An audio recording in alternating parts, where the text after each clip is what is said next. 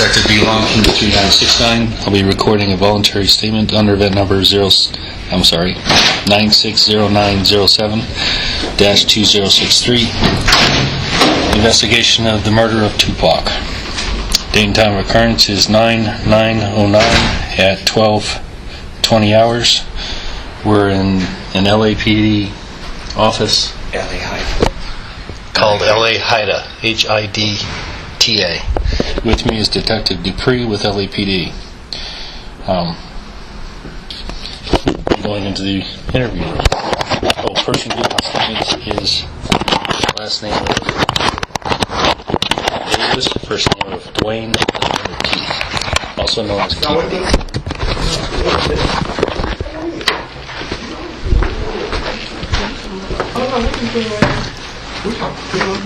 Oh, how you doing? Good, how are you? This is Detective Long, Las Vegas Metro PD. This is Duane Davis. And this is Attorney Duane Higgins. Nice to meet you. Just one? Yeah, just me. Oh, shoot. Just got one. We all right.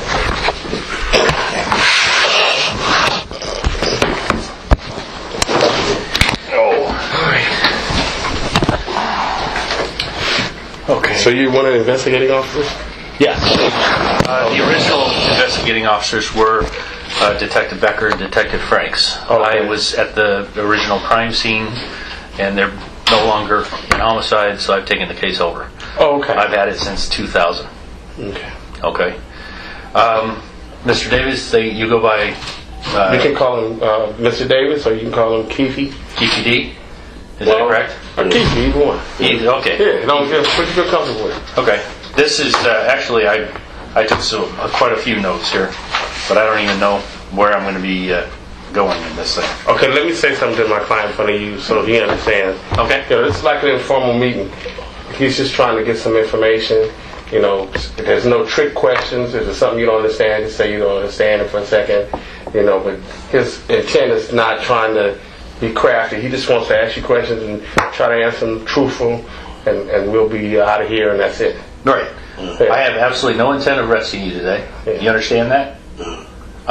I have all I wanted to gather is some information. Yeah, that's not what he's not here. He's not saying he's going to arrest you, but he's saying No. I'm not. No. Yeah, but he's saying he's not here for that. He's here to make sure everything's clear. Right. And he wants you to be honest with him. It's not clear if you're not honest. Okay. Yeah, that's exactly right. You understand everything? Yeah. Okay. What's your name? Duane Davis.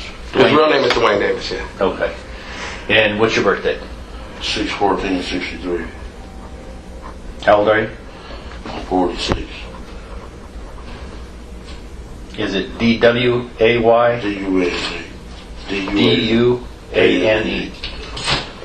Middle name is Keith? Yeah. And where do you currently live? 9193 Lantana. Lantana? Yeah. And Drive, yeah. drive? Corona. Corona? Yeah. Do you have a telephone number? That works. Phone. Give him one that works. Or just... Do you have a landline? Yeah, 951. 603-3474. Okay. And who do you live there with? My wife, What's her name? Paula. Paula Davis? Yeah.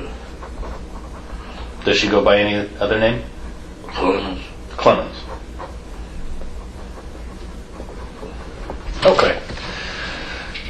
Now, we're going to be talking about Tupac. Is that right? Well, whatever you want to talk about. I didn't brief him, so... Oh, okay. You're telling him. Well, Detective Dupree gave me a call, and he says you may be help to me in the Tupac murder back in '96. Yes. Is that correct? Yes. Okay. Back in 1996, you were living where? Compton. On Burris Street? On California. On California Street. Okay. Did you have a place on Burris? No, I didn't have no place on Burris. Okay. 1405 Burris, who was living there? That's my dad's house. At your dad's house? Yeah. Okay. And you had other family that was also living on Burris? Yeah. And who is that? Lando and my sister, Gail, and Roslyn. Okay. Lando being Orlando. Orlando what? Anderson. Okay. I know you know that I know what you're talking about, but I need to hear it from you. I'm going to ask you really stupid questions. I just need to hear the whole answer. Yeah. Okay? Okay, so Orlando Anderson is what to you? It's my nephew. And he went by what name? Baby Duane. Did he go by any other name? No. Lando? Lando, yeah. Yeah. Well, that's what I'm referring to, because we've heard both. So I just want to know if that's the person we're talking about. Yeah. Okay. Did you have any other family over there?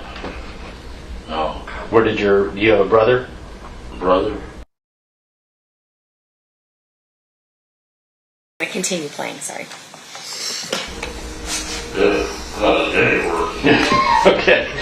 Specifically living on Burris. Kevin? No, he wasn't on birds neither. No, he wasn't? Okay, where did Kevin live? In 96, you're saying? Yeah, in 1996. He lived in Norwalk. Norwalk? Okay. Back in 1996, you were affiliated with a... Gang. Okay, thank you. Okay. You were affiliated with a street gang? Yeah. Which street gang would that be? Southside. Southside Crips. Crips. And what name? You went by the name Keefe D? Yeah. Okay. I'm being told that you were running things for Southside. Is that correct? What you think about that, Keith? What you think running things? Okay, let's say were you a shot caller? You using street terms. Just tell them I was the boss. You were the boss. Okay, that makes it easy. All right. Yeah, I just need to understand how things work. That's it. Okay. Now, Southside, were they affiliated or were they assisting anybody What do you at mean? that time? Assisting like what? Assisting. Now I understand Death Row was hooked up. Death Row Records was actually hooked up with Pyrus. Yeah. Was Southside assisting anybody on the other side? You understand what I'm asking? Who's just friends? Friends with who? With Bad Boy. Bad Boy Records. Yeah. Okay, that's what I was asking. Yeah. And Bad Boy Records included who? Tell them who you knew at Bad Boy in relationship with that stuff. All that stuff. Puff Daddy, Biggie, all them. Okay. Puffy. Biggie Smalls, Yeah. Combs is who you're talking about. Puffy Combs. Yeah. Okay. I'm sorry. Well, I didn't get your name. Oh, Wayne. It's gonna be Wayne. Wayne Higgins. Wayne Higgins? Yes. And you're his attorney? Of course. Okay. Very good. Okay. But you said something that stuck in my mind. You said, I'm not here to arrest you today. Yeah. I'm not here to arrest you. I am not here to arrest you. I am not going to arrest you. Keith, You understand me? Yeah. But he just wants some facts that maybe we have previously discussed. You know, just straight facts. Because once you tell straight facts, it really, I don't think it's going to be much of a basis for that discussion. The reason I said that, I just want you to know that you're free to leave. I'm not arresting you. That's what I'm trying to tell you. That's all I was trying to tell you. My wording was poor. Okay? I'm sorry. All right. Okay? Yeah, I mean, I'm going to leave. I'm going to go back to Las Vegas. You're going to leave and go wherever you want to go. Yeah. Okay? We're good on that? Yeah. All right. Okay. I'm still building up to the night in September. And I'm trying to get some of the background information put together. That's what I'm doing. Okay? I understand that Kevin was there, Orlando was there. Who else went to California? Vegas. Las Vegas with you. Or met with you in Las Vegas. How should I put it that way? Tell him the people you was around when you was in Vegas. Corey Edwards. What did Corey go by? C-Ray. C-Ray? Yeah.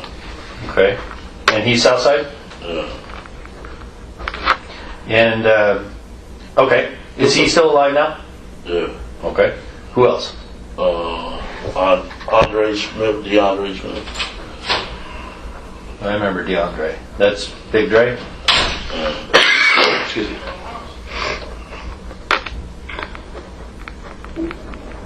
Okay. Who else? Wendell Prince. What did Wendell Prince? Yeah. What did Wendell go by? Win. Win or Wen? Win.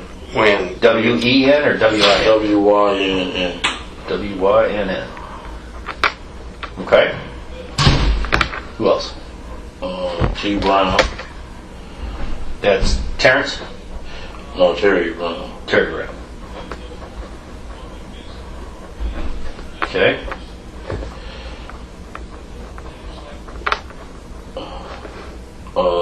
Tracy Session.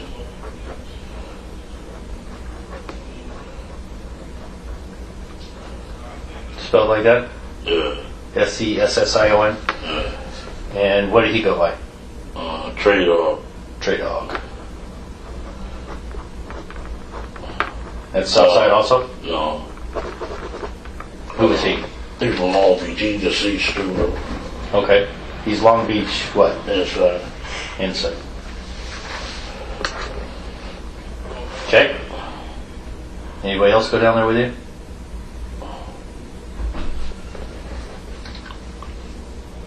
Keefe. Me? No, your nephew. Yeah, he already said us three. Yeah, I got Orlando, I got Kevin, Corey, DeAndre, Wendell, Terry, Tracy. Your wife was down there too, right? Yeah. Anybody else?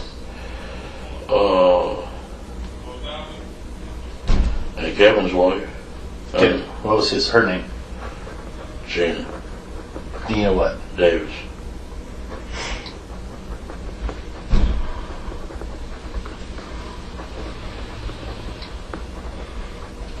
All right. How did everybody get down? I'm sorry. Was Orlando's girl down there too?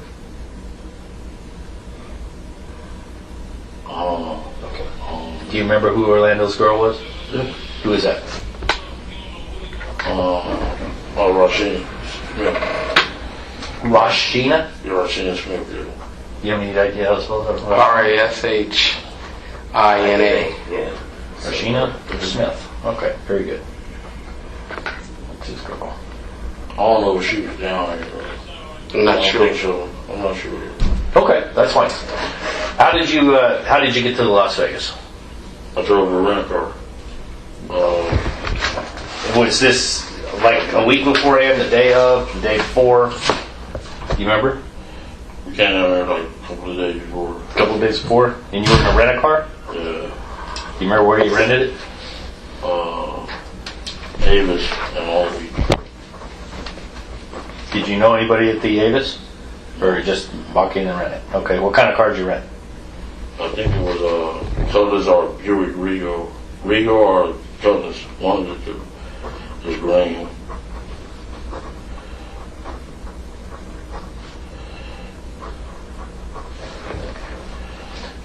And who all rode down with you? Me and my wife. Just you and your wife? Yeah. Where did you stay? I stayed at Monte Carlo. Okay. Do you remember how Orlando got down? No, they came down a couple of days after the day of the fight. The day of the fight or the day before the fight? The day of the fight or the day before. I know we were down there a couple of days before now. Okay. And how did Orlando get down? Him and Big Dre came. What kind of car? Kevin and T. Brown.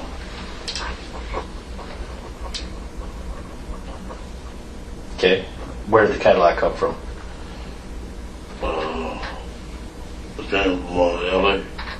I mean, come. Was it somebody's car? Was it a rental It was a car? rental car. Do you remember from where? No, I don't remember from where. Okay. What color was the Cadillac? White. 4-door? Big one? You remember what kind of cab? It was a big one. 4 doors, right? Do you know where that car went? What do you mean when? Like where? Afterwards, did it get returned to the rent-a-car place? Yeah.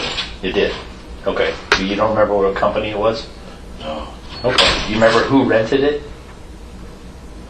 No. Okay. This is what helps me. If I have facts, I can corroborate everything that's said to me. It makes everything look better. So that's what I'm doing, is I'm trying to build up things. The lady, she died though. She passed away. What's her name? Who's he related Harris. What The rent-a-car lady. At the rent-a-car place. No, the one that I rented to her. to? Who she was related to somebody? She was friends with somebody, something in the family, somebody from the hood. T. Brown. T. Brown's girl's mother, something like that. Yeah. T. Brown's girl's mother. You said she passed away. Yeah. The Harris lady did? Yeah. Okay, deceased. Do you remember the girl's name? T. Brown's girl? I don't remember. It's been a while. I don't remember her name. What was her name?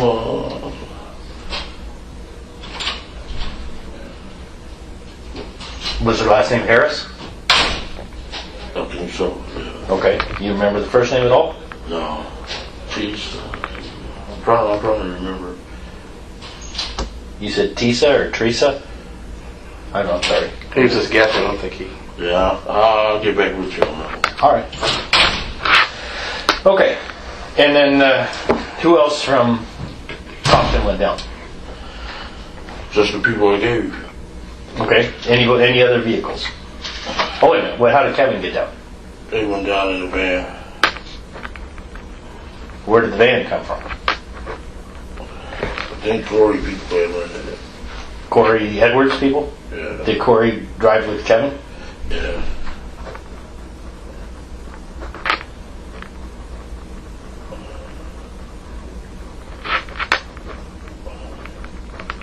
What color was the van?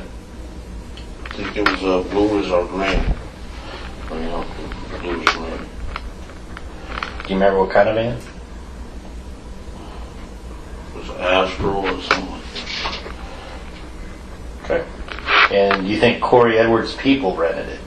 Yeah, I think so. Do you any idea who? I don't know. Okay. And so Kevin Davis, Corey Edwards, who else rode in that car in the van? When Tracy. Wendell Prince and Tracy Sessions. Okay. Did they go down the day before also, or do you remember? The same day I went. Okay. Or do you remember where Orlando, Big Dre, and T Brown, where they stayed? No, we was over, mostly all of us was that long. At the Monte Carlo. Yeah. Okay. What about your brother Corey, Wendell, and Tracy? Where did they stay? Monte Carlo. Monte Carlo. Okay. All right.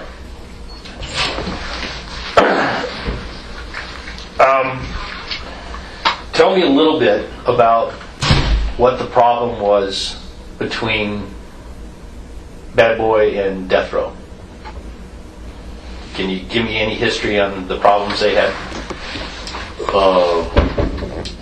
They had one Big Jake in Atlanta.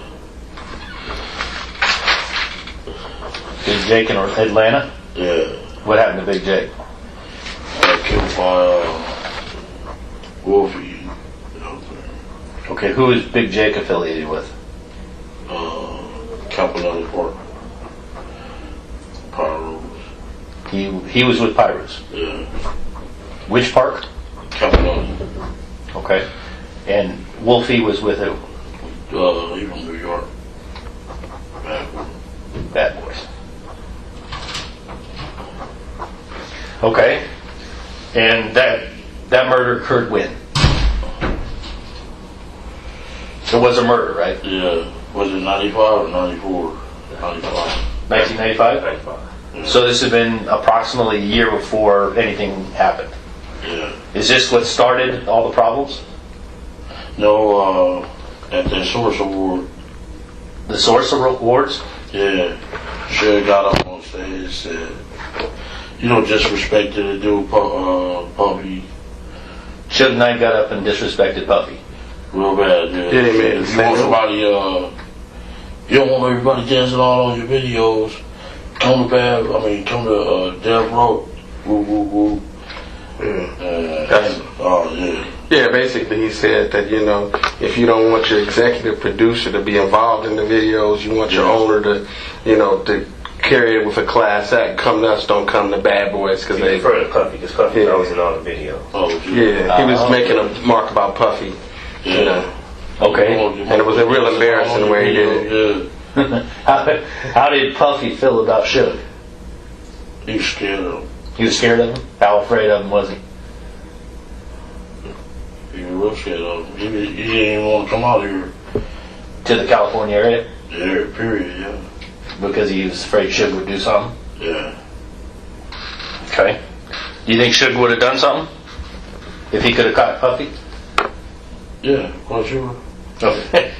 Okay. I'm just looking for your opinion. Yeah. That's it. All right. Do you know anything about an incident that occurred at the Lakewood Mall? Yeah. Okay. Can you tell me about that? Our little homeboy, he was going to college to play football. He's in the mall. Okay. Who is your little homeboy? His name Marcus. He got killed though. Marcus what? Marcus last name. I'm sorry? Hunter. Marcus Hunter? Yeah. And he was playing football where? He had a scholarship. I think one of them Arizona schools. Okay. And he was at the Lakewood Mall? Yeah, he was getting some apparel to go to college. Okay. He was up there by himself, but he had called everybody else to come because they was going to buy the stuff for him. Everybody being... Everybody from your clique. Yeah. Don't help him out with the school. Duane, Big Dre. I don't remember who all, but it was like 5 of them, 6 of them. Okay. But the guys was already there. What guys? The Death Row guys. Do you remember who they were? Or do you know who they were? I don't remember. It was young. I'm older than them dudes, you know what I'm saying? Right. But they said one was Trayvon, Lane. Who else was that?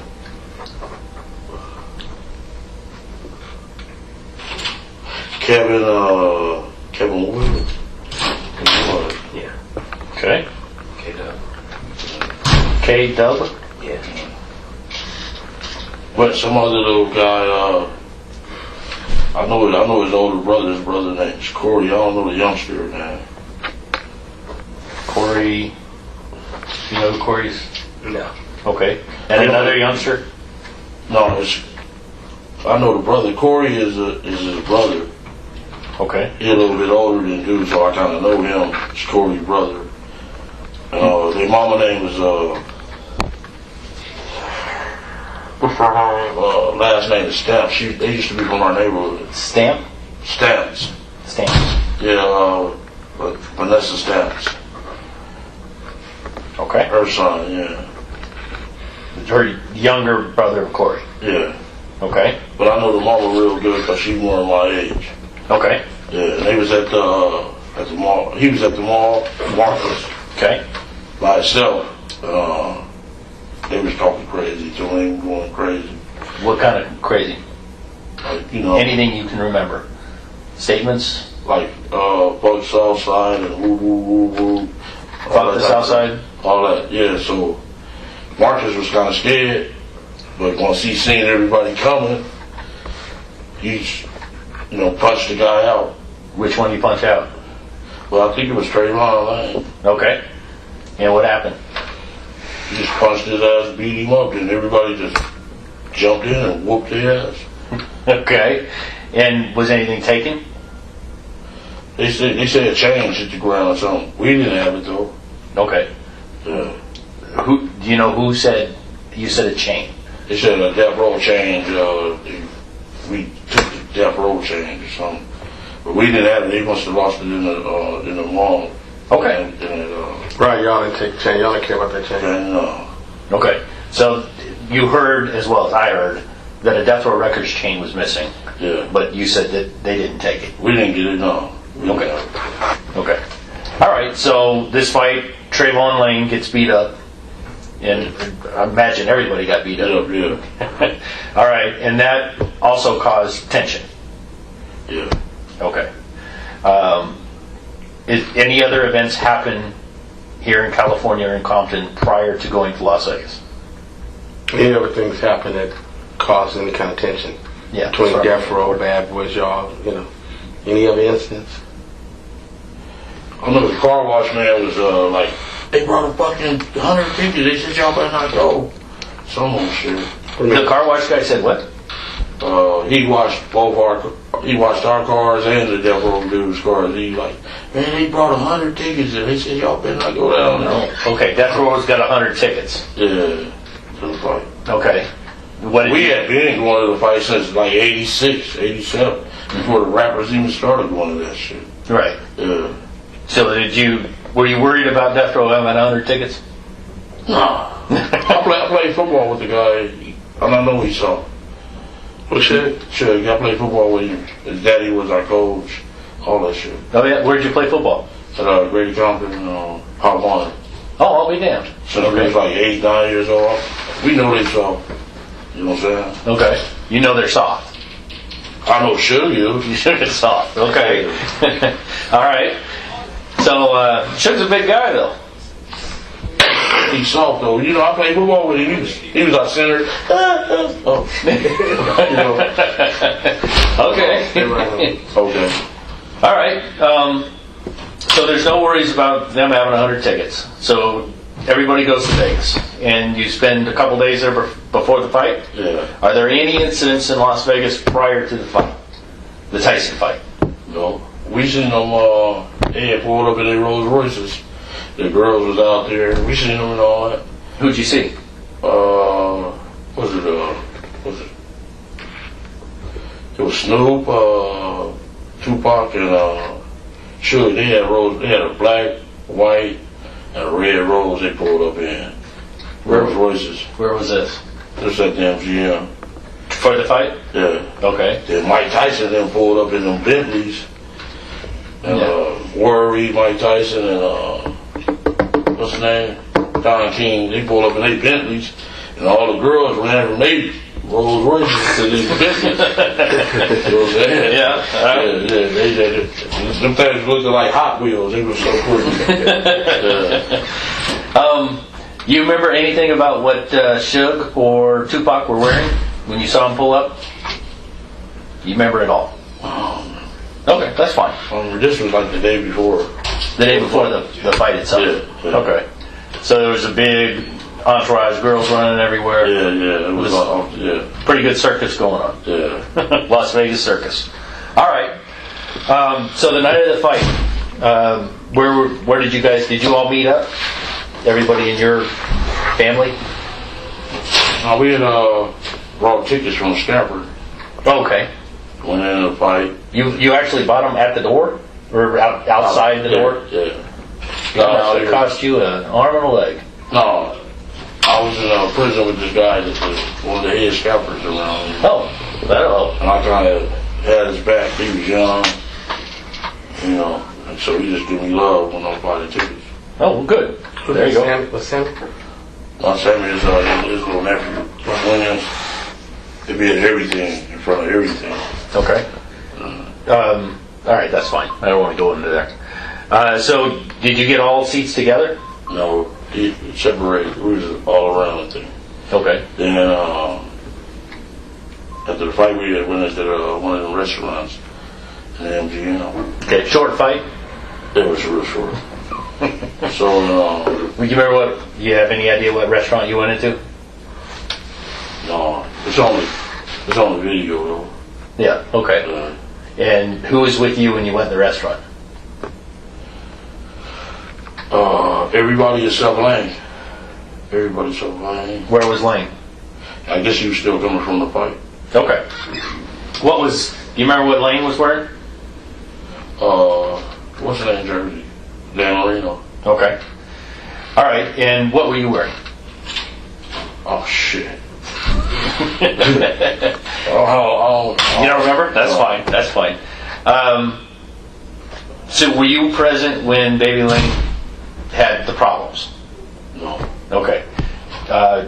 Baby Lane told you what happened? No, some other guys came to the restaurant and told us. Who were the other guys? Some East Coast guys. Okay. What's his name? Who? What's his name? East Coast. The one with, no, the Crip dude. That's on the East Coast? East Coast Crips. Oh, Trev. Not Trev, what's the other boy? Oh, Light skinned dude. He had in Paramount.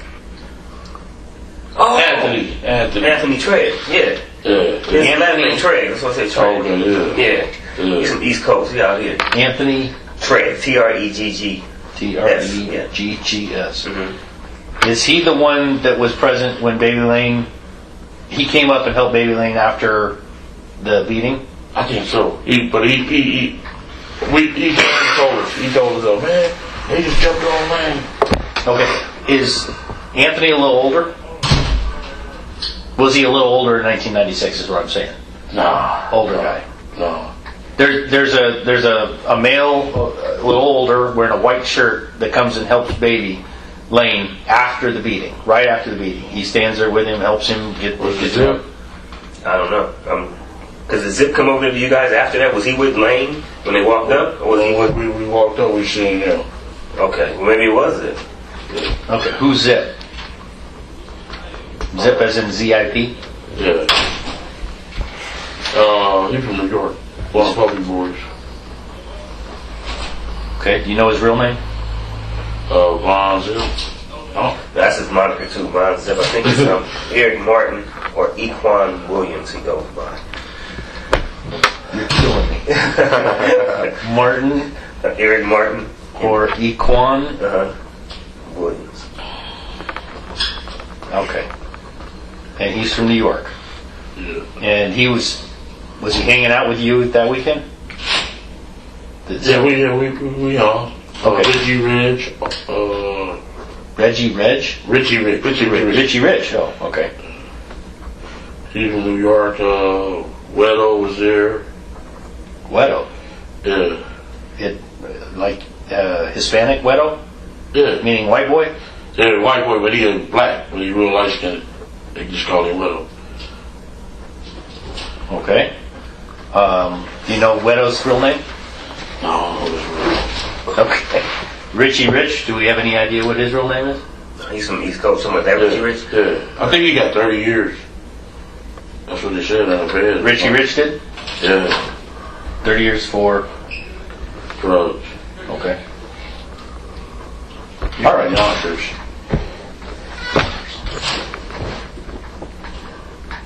Okay. I'll be able to look that up. Anything on Wedo? Anything I think he's from the Bronx.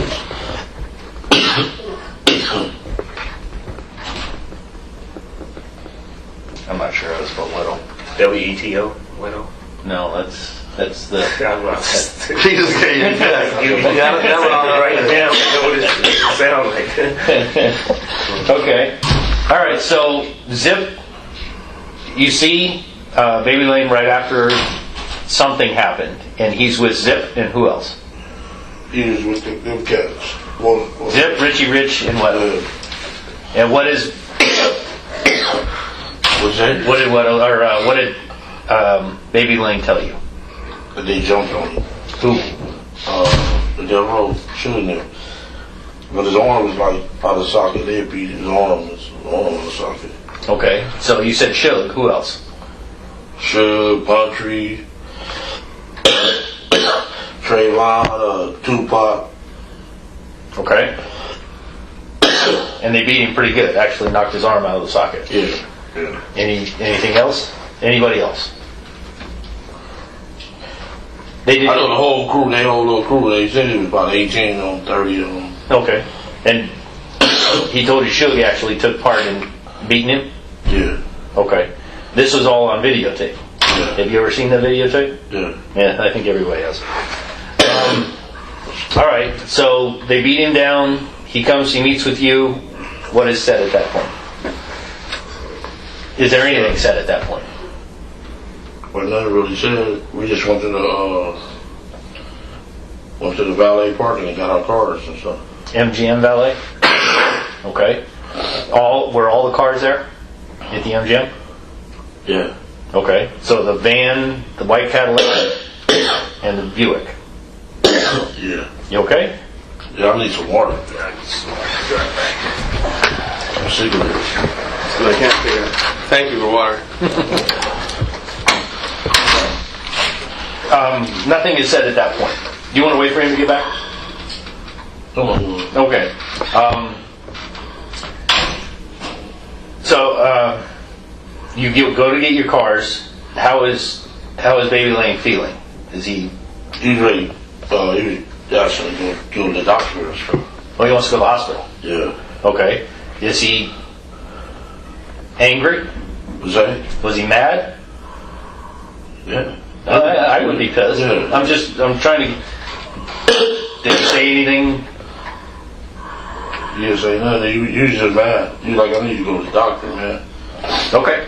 So you go out to the cars. What is Zip and Richie Rich and Weddle? What are they driving? Or did they go to the He had black Benz. black Mercedes? Yeah.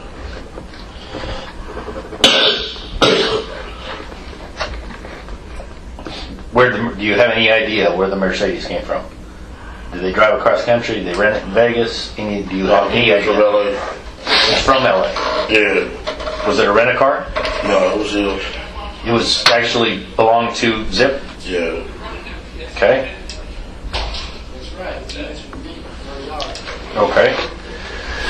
And that's in valet also? Yeah.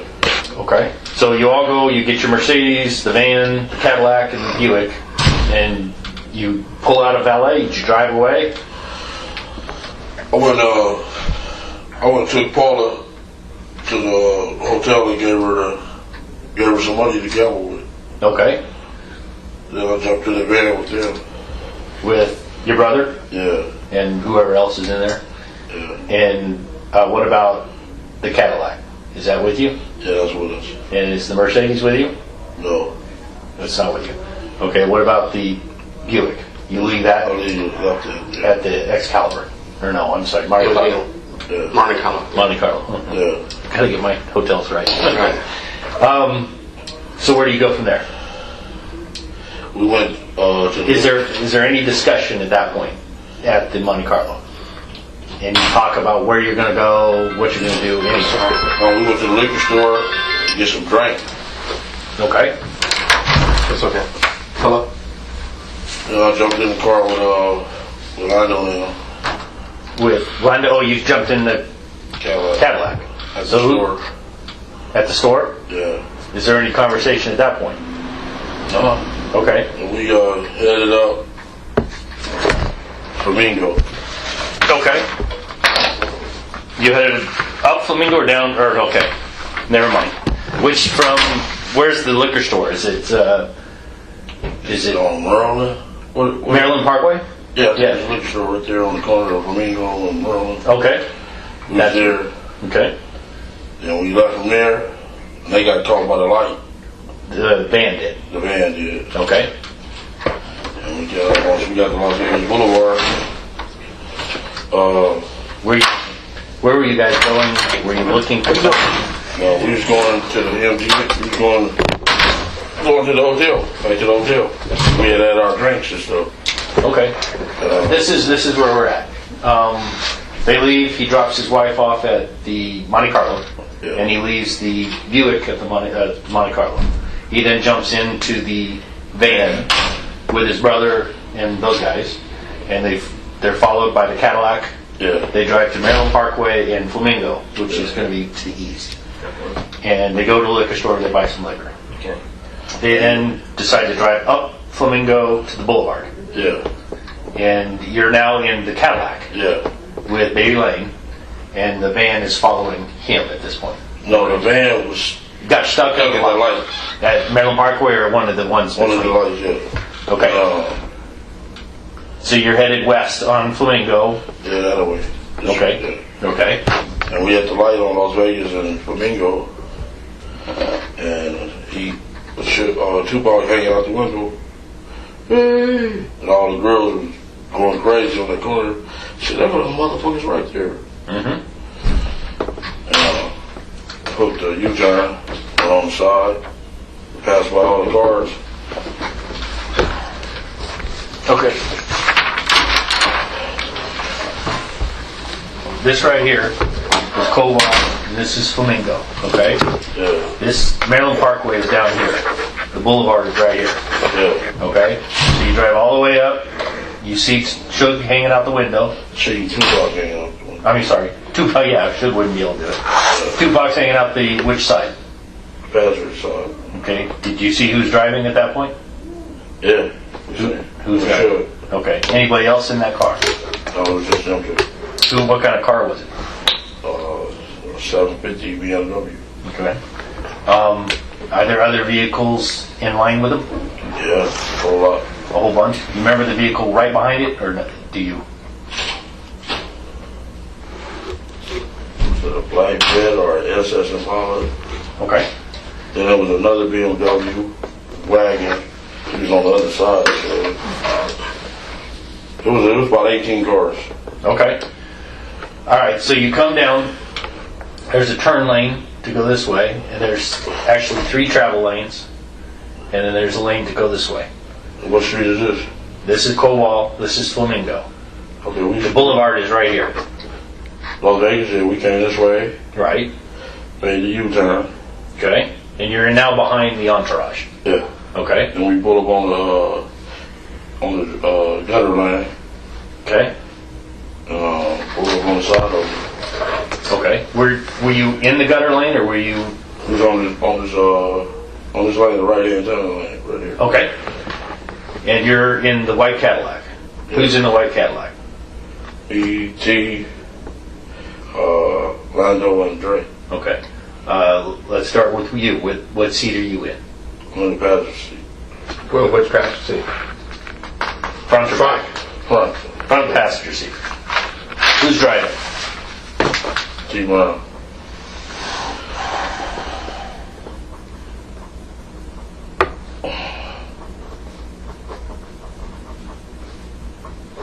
Who's behind T. Brown? Big Dre.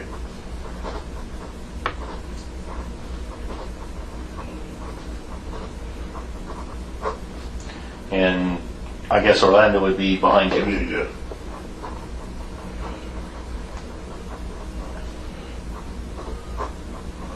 Okay. And you drive up on the gutter side, and the BMW, the black BMW with Suge and Tupac, are in a travel lane? Yeah, they're in the second lane. In the second lane? Yeah, in the middle lane right here. Okay. And you said there was another BMW? Yeah, like a BMW wagon on this side of them. Okay. Then I think a Fed, SS Impala, all kind of them. It was all black cars. Okay. And so you pull up alongside. Is there any discussion at this point? No. Okay. What happened when you pulled up alongside? Shooting. No, you're not being clear. He asked you, you said got to shooting. What do you mean got to shooting? Who got to shoot? Lando. Dre went shoot, so Lando said, give me your eye shoot. Okay. And he got So to shoot. Orlando leaned all the way over from the rear passenger side, and did he get out of the car? No. And shot across Dre. Yeah. Did he lean all the way across and get his arm out? Yeah. You know, he Lando tall and very tall. Right. The long little arm. The buzzing, made the right. Okay. This is where I want to get Just slow down, details. guys. So he leans across. You're right next to the BMW. Do you remember if the BMW had its window up or down? It was up. It was up. He's shooting into what part of the car? Driver's side. The passenger side. Okay. Is it a 2-door or 4-door vehicle? Do you remember? It was a 4-door. The 4-door? How many times did Orlando fire? Approximately. Maybe about 5 or 6. 5 or 6 times? Yeah. Did he empty the gun? Do you know what kind of gun was it? Was it a revolver or was it a semi-automatic? Semi-automatic. Do you know what kind of gun it was? Yeah, from the newspaper reports. No, he's telling me. 40 Glock. Okay, he's telling you what you. A 40 Glock. 40 Glock, okay. What color was it? Silver, black? Black. When he finished firing that 40 Glock, did the slide stay back? Was it empty? If you know It wasn't empty. Okay. And you think 5 or 6 rounds? Yeah. How fast did it take him to fire 5 or 6 rounds? That was pretty fast. Well, maybe about 3-4 seconds. Okay. Were you watching the BMW when this occurred? Yeah. What did you see? I seen the bullet like going Suge head. I seen the boy jump up and down, trying to get in the back seat. The boy being Tupac. okay. And you actually saw something hit Suge in the head? think you saw something hit his head? Yeah, I thought he was dead. Okay. What part of you indicated the top of the head? Yeah, because he had been over like this. Trying to get into the back also, or leaning towards the back? Like that. Oh, into the passenger Yeah, side. yeah. Okay, I got you. And then you saw Tupac bouncing around. Did Tupac try to do anything? No, he was trying to get in the back seat, trying to duck, trying to hide. Okay. And you're pretty sure he was hit? No, I thought just the boy was hit. Just Suge? Yeah. Okay. And, all right, so you're in this gutter side lane on Flamingo. Yeah. They're on this side. Did you see what they did? They was there. Who? Suge and Tupac. Did you see what their vehicle did? No, he got driving erratic and made a U-turn. We made it right. So you made it right. You went down Cobalt to the south, and you said Suge made a U-turn. Yeah, he made a U-turn. He was driving erratic. Okay. He made a U-turn, and we went this way. Okay. Did you see? Were there any? I don't know how to ask this. Did anything happen from Suge's vehicle or any of the entourage towards you? Did anything occur?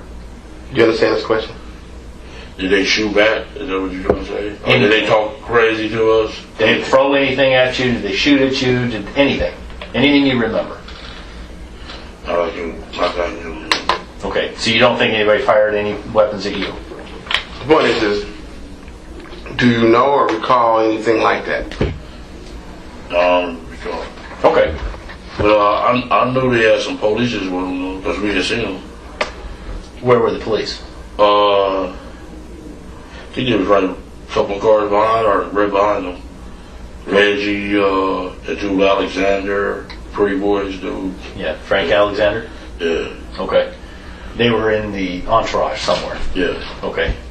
Okay. But as far as you know, nobody shot at you, nobody threw anything at you, nobody did anything towards you. No, not that we go. Okay.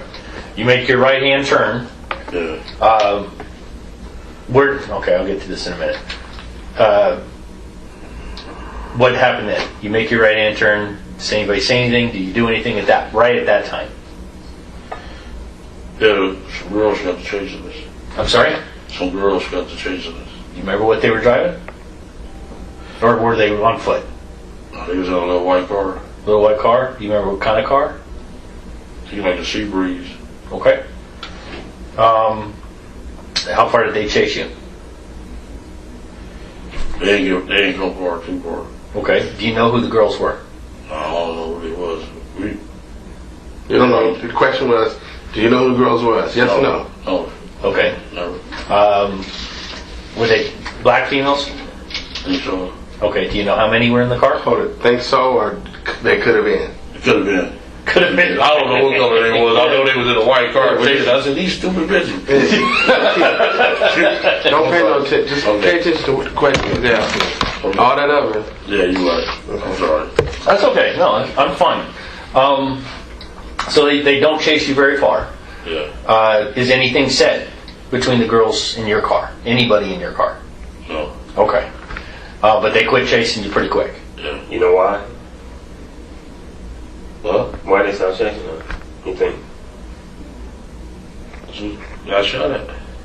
Somebody fired around. Yeah. Okay. Who fired around? Nephew. Orlando. Orlando. Okay. And he fired from what window at that time?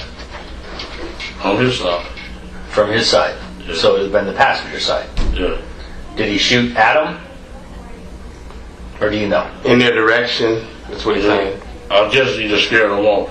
Cause they got scared and we got on. Okay. All right. You have no idea where he was aiming. No idea. Okay, that's fine. Where do you go from there? It's a little side street. What's that street carriage house is on? You know the carriage house? Yeah, you're talking about. Yeah. Okay. Yeah. You went into the carriage house. Yeah, we went back in that back parking lot. Okay. Tell me what happens then. Then we was walked back to the Monte Carlo. You park the car and just leave it there? Yeah.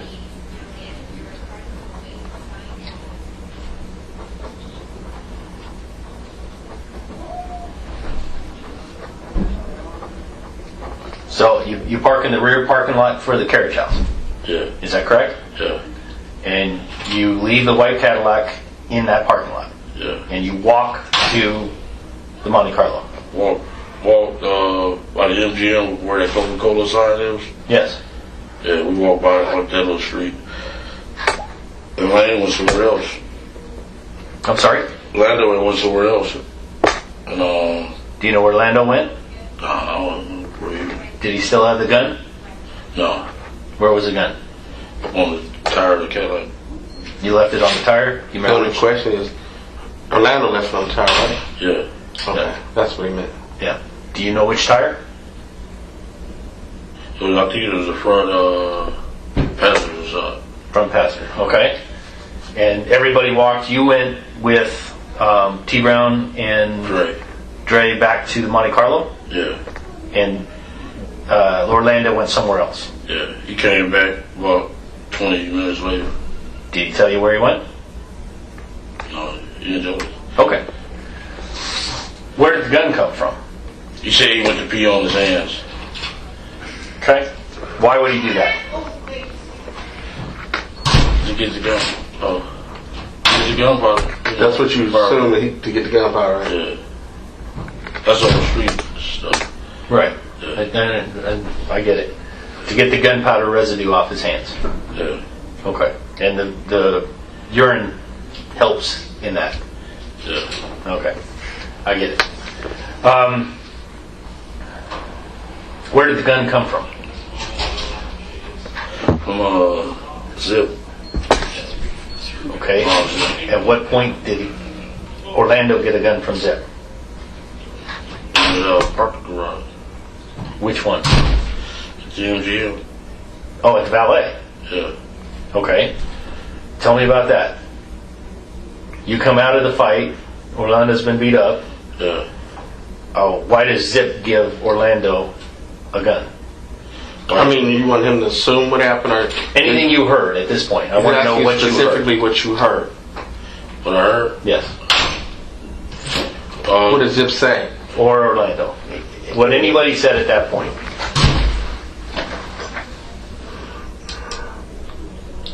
I guess we're detecting and What do you mean, yes?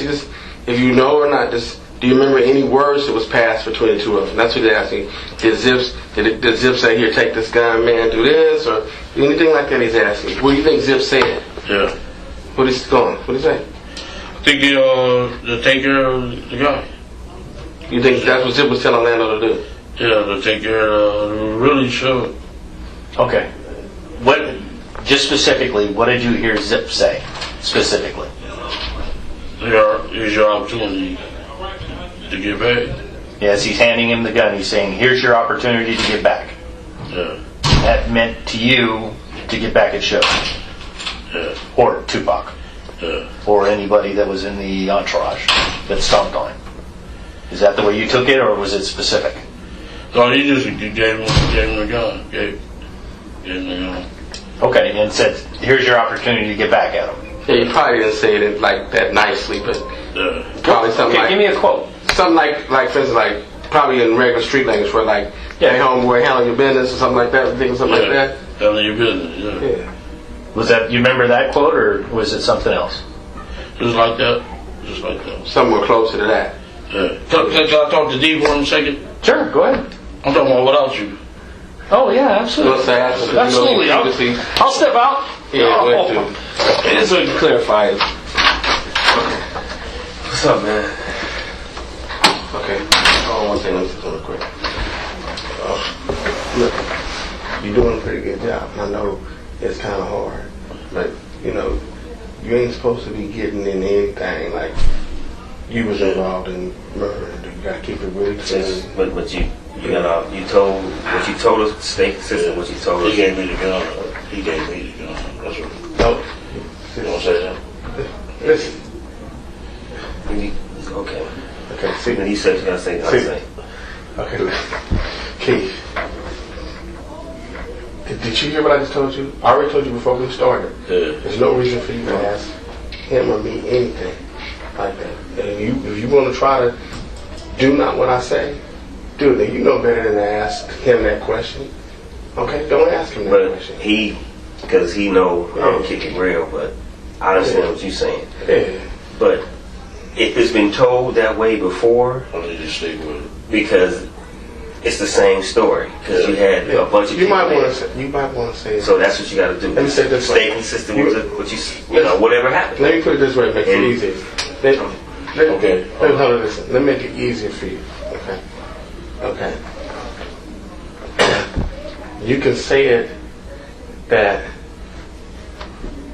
I think I recall it could have been like this. Presently, I'm not quite sure if it was exactly this way or that way. But I think he could have handed it to me and I handed it to him. You know, you can put it in that kind of... Stay consistent. Yeah. The thing is, you gotta stay consistent because the story's already been told, and leave it at that, and sleep at night. But no, you gotta trust me what I'm saying. But he's trying to, the attorney, so What I'm trying to say is, you can stay consistent, but your recollection doesn't have to be exactly. You can also put it in a, just you gotta hear what I'm saying. You can put it in a way where you're saying, I'm trying to recall now. When I think about it, he could have handed it to me. Okay. He did give it to me. just that's what you say. Okay. Well, you want me to leave for 5 and come back? No. You're not listening to me. And I'm Yeah. look at you in the face and listen to what I'm saying. Yeah. Okay? And I'm saying it one more time. Okay? It's two different situations. How you said it before, I don't give a fuck. How many people's in the room? Okay? There's certain things that you say that will get your murder case. Okay? So play around with that as you want. He got a different job than I got. My job is to get you to say, not to get you to lie, but to get you to understand that your recollection may be that he may have handed it to you. Okay. That's when you think about it. I'm not asking you to lie, but I'm asking you to give yourself some room, okay, because you may need it, okay? But I know on that set of facts, it could be a problem. But I thought they said whatever I tell them. The bottom line is just You're not to your understanding. attorney, because he's your attorney, Yeah. but tell the story. Okay. And I'm let's just- just get through this. I'm just saying that when you tell the story, It's all good. let me hear what you're saying. When you tell the story twice, okay, you can either lock it in clearly as it is, or you can still leave some room and not lie. That's all I'm trying to say. Okay? Okay? Because what he's saying to you at the end of the day is two different programs going on that I don't control and he doesn't control. Okay? We can do the best we can do. Okay?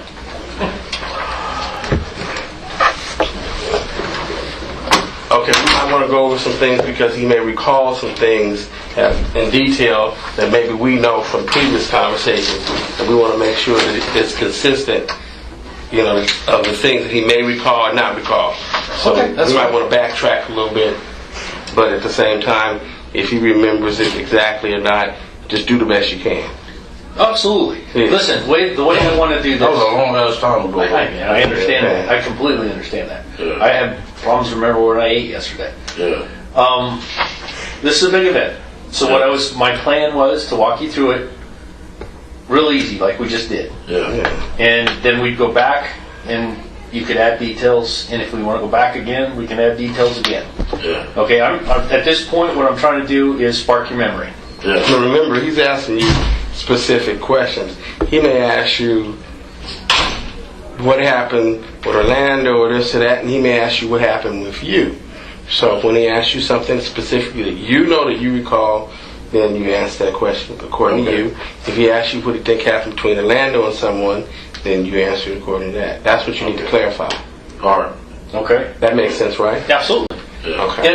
And Because I don't want him to assume that something that was Orlando or Mac or this guy is you. When he wants to come back to you, he'll say, well, now, Keefe, you tell me about this. Yeah. Okay? Will that make it better, easier? Yeah. you comfortable with everything? Yeah. Okay. So we went through the part where you guys went to the carriage house. Now we're back to the valley at the MGM. You come out of the MGM. You're with a very large group of people.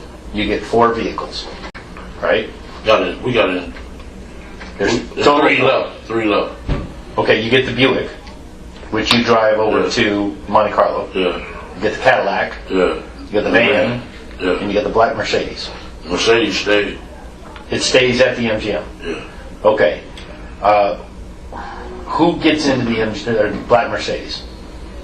I had a guy in there. Had Chick Foxy Brown. That's it. Foxy Brown from TV? Or the movies? Foxy Brown, the rapper. There's a rapper called Foxy Brown. Yeah. Okay. There's Foxy Brown, the movie that had Pam Grier. Right. Yeah. Okay. This is a young rapper. Okay, the young rapper. Yeah. Okay. Young rapper. All right. So there's the rapper, Zip, and you get into the Mercedes. Yeah. Okay. When you got in, what happens? Is anything said when you get in by anybody? I can't recall what the exact words were said. Okay. Yeah. But he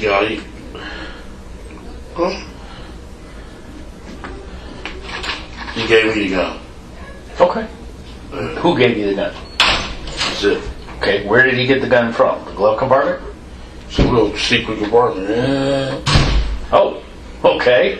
What part of the vehicle was the secret compartment in? It was like up under this thing here. The armrest? Centerfold? The center rest? Center rest of this thing come up. Okay. It's automated? Yeah. Mechanic? Okay. So the 3 of you are still in the vehicle at that time? No, it was just me and him, yeah. Okay. Where did the... He asked her to step out. Okay. This is before anything with the gun. Yeah. And she stepped out. Yeah. Okay. So it's just you and Zip. And he automates this thing, and there's a gun there. Yeah.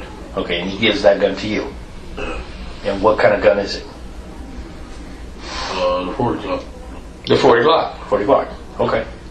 I told you I'm going to ask stupid questions. I promise you I'm going to ask stupid questions.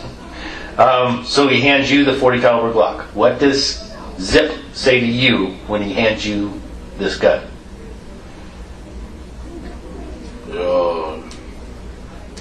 It's like handle your business, I guess. You know, Something of like that nature. Yeah. Okay. And what did you take that to mean? They asked us, did we need some help? We like, no, we don't need no help. We want to get some liquor, chill, you know. Sure. Yeah. What did you take? Do you need some help to mean? Like, let's go get them. Okay. Go get who?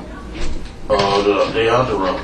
The entourage. You talking about Suge Knight? We're like, no, we Tupac. don't need no help. We told the East Coast guys that needed. We want to get some liquor, and we just happened to run into their house. Okay. But you took the gun. Yeah, we took the gun. Okay. You say we.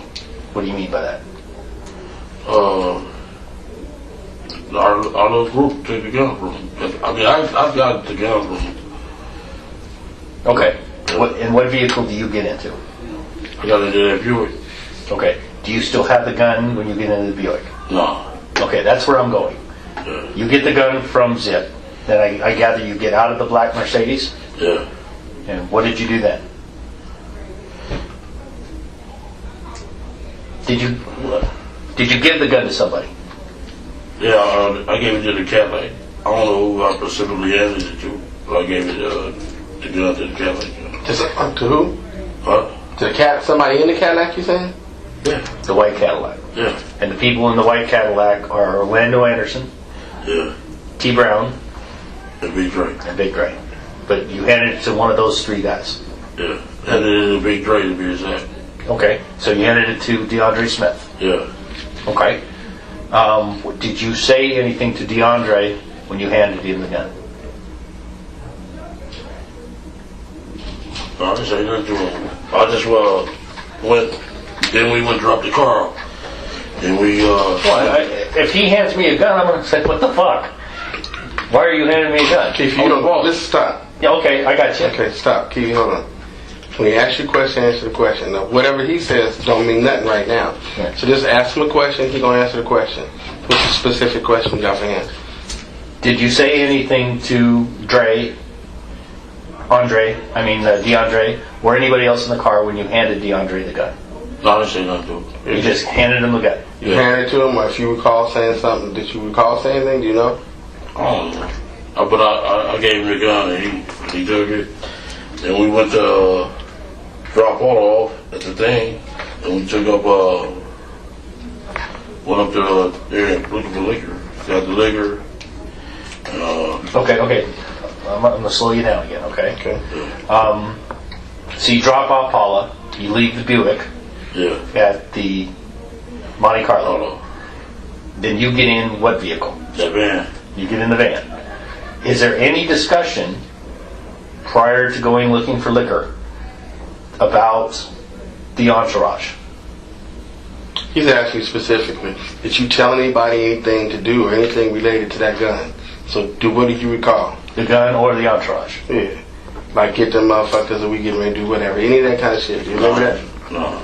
Okay. Are there any other weapons? Yeah, I think it was a 9. Who had the 9? I was in the van. Okay. I don't know who had that 9. That's okay. Anybody? Anything else? I said, when we went to the MGM, after we walked by the Coca-Cola place, I was in the middle of me, Dre, and what's his name was at that stoplight. At the crosswalk. And they pulled up in that, they pulled up in the ambulance right next to us. I'm like, damn. That was after he was shot. Okay. I'm still. Yeah, I got you. Okay. I know this is difficult. I completely understand it. Yeah. What I'm looking for specifically is Orlando or anybody else say anything about looking for the entourage. No, we just got lucky. You talking about before anything happens? Yeah. Meaning, was y'all looking for them, or did you happen to bump into them? That's what he's really We asking. happened to bump into them. Okay. But you weren't looking for them. Did you guys go to the club or anything looking for him? Yeah, we went to the club. Which club? 626. That was after the incident? Just before the incident. Yeah. So, the time. Okay. So you leave. Let's start over again. You leave the MGM. You drop Paula off at the Monte Carlo, and you leave the Buick there. Yeah. Okay. Now this is before you go get liquor. Yeah. Did you go to the 662 club from Monte Carlo? Yeah. What does 662 mean? I think blood on the area. Mob, whatever. Mob? Yeah. If you dial a phone, Yeah. comes out as mob? Okay. With your bloods. With your blood. Yeah. After that, we went to the store and got the liquor, and we happened to run into the. Okay. Okay, he'll get back to that. Yeah. When you went to the 662 club, did you see anything? Did you go inside? No. Okay. Did you see anything? What were you looking for at the 662 club? We were saying it was there. Who? The mob. The mob dudes, Death Row. Death Row. Meaning who? The dudes that beat up Rondo. Okay. Specifically, who? Should. Suge Knight and Should. Suge. You wanted to show it? Okay. Understood. All right. So you go to the 662 club. Suge's not there. Or that you can see, he's not there. Did you send anybody inside to look for Shook? No. No. You just went up and saw that his vehicles weren't there, or did you ask if he was there? How did you determine he was not there? There you go. Their vehicles weren't there. Their vehicles were not there. Okay. So, were you going to wait at the 662 Club for Shook to show up? No. That would be too dangerous. Okay. So, you leave the 662 Club and you decide you're going to go get some liquor. Yeah. And you go find the liquor store at Maryland Parkway in Flamingo. Yeah. And there's a liquor store here. There's a liquor store on the corner right there. Yeah. Yeah. Okay. All right. So you pick up some booze. Yeah. And you talk while you're getting the liquor. Is there any discussion at that place? I just got into the camp like Orlando and boned out. Okay, I'm looking for discussion. Any discussion about, are you going to go back to the 662 Club? No, we was going back to the room to go smoke and drink, you know. Okay. The lady was like, man, my arm feel broke. Okay. Yeah. He was like, I need to go to the doctor. Okay. So you jumped into the Cadillac with Lane. Yeah. What was your plan? Or Go back to the MGM. to go back to Not the MGM, but the Monte Carlo. Monte Carlo. Okay. You went to the 662 Club to find Suge. Was there any discussion by anybody about what you would do with Suge if you found Suge?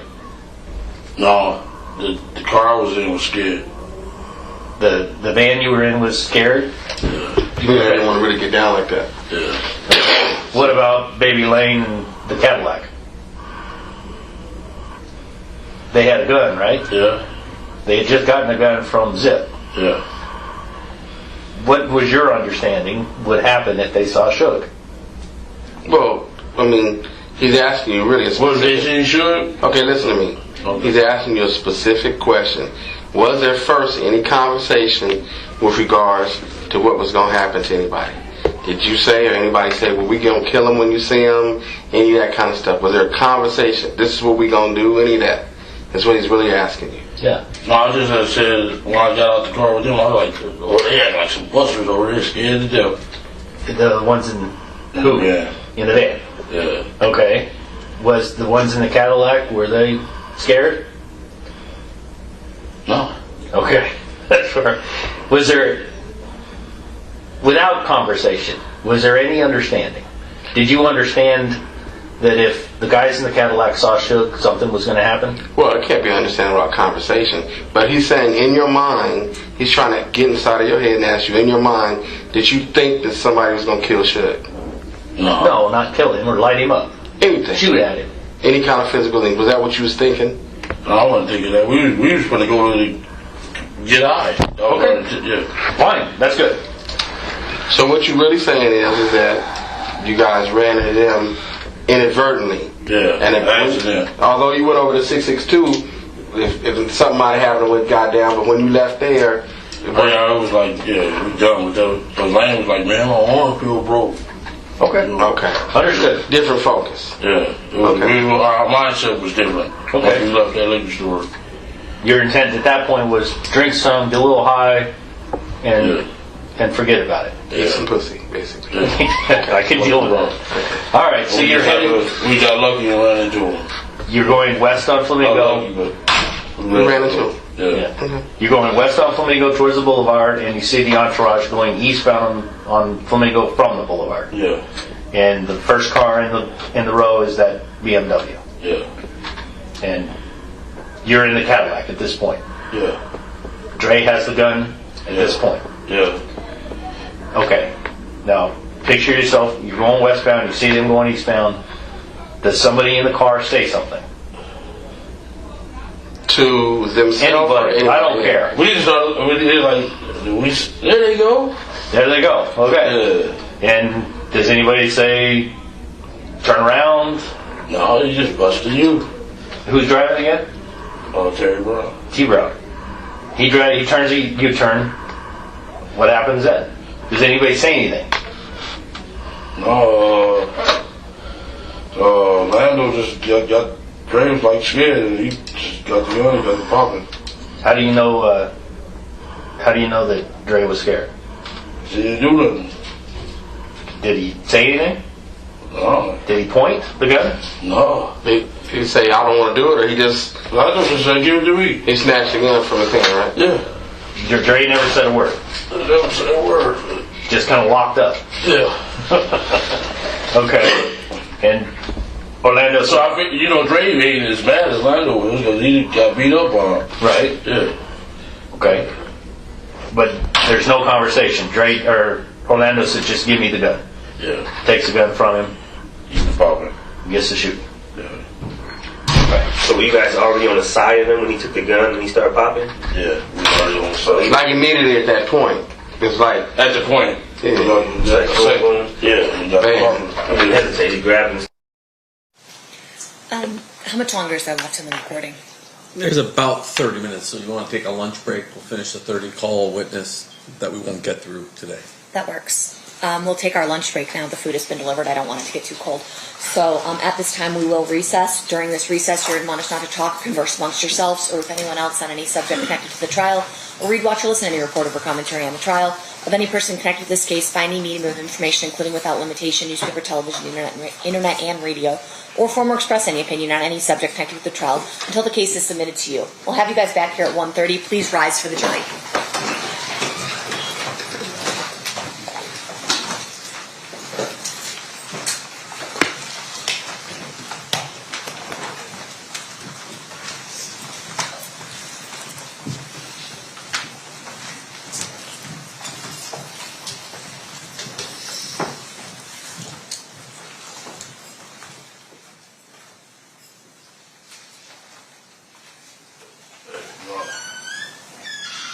Hang on one sec. For the record, the jury. Maybe it's accident. Okay, yes. What's up? They keep giving out my address. They broke in my house, vandalized my house, vandalized my wife's car. You know what I'm saying?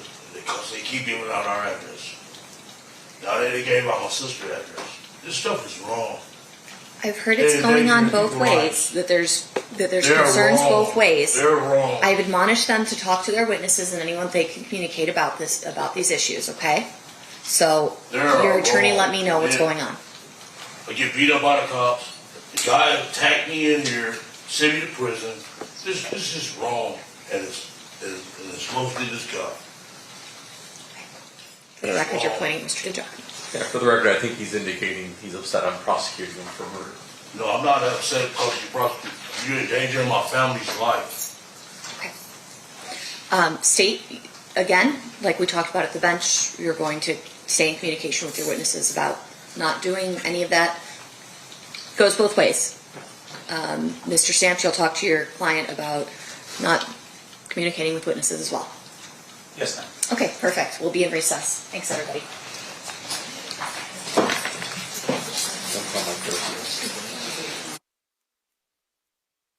Die. Well, what did we miss over here? Y'all think it was something going on when they was watching the video that we didn't see? Keefe D said y'all wrong. Y'all wronged in the mug. Y'all done broken into my house. I wonder if it's because Detective Keaton is in the room.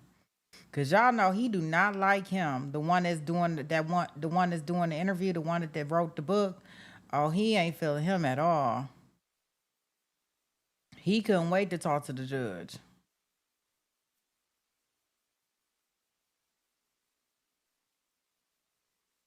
I wonder. That's interesting.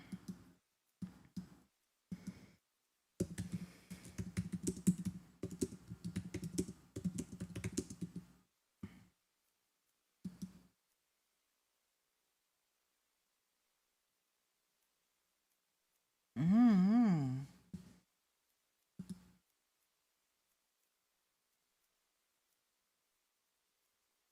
I don't know. So they are currently at lunch. They are still at lunch, guys. We didn't eat it. We don't have enough TiVo time to get through their lunch, but they should be back soon, right? What do y'all do? Anybody catch what time she? Oh, they back. Are they back? Sounds good. Let's bring in the jury, Randy. Oh, they back.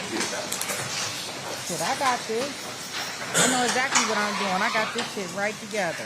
Boom, they back. Billy has entered the chat. Hot dogs coming flying. Dang, I didn't know I was that good. Y'all see how good that was? Not ready. Just as quick as I said they wasn't back, they are back. Let me make sure there's no other updates that I need to give to you guys on any of our other stuff that we are covering and watching out for.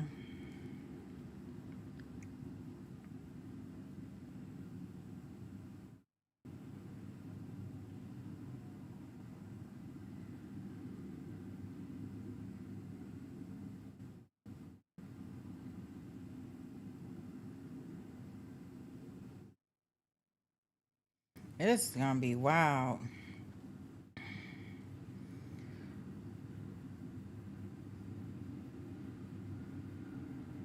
Let me see. I guess we'll just look at that when we get in there. When I do the Clancy trial. So we'll just talk about that when we get in there. But I don't know why I do it. Especially like when you type certain things. But here we go, guys.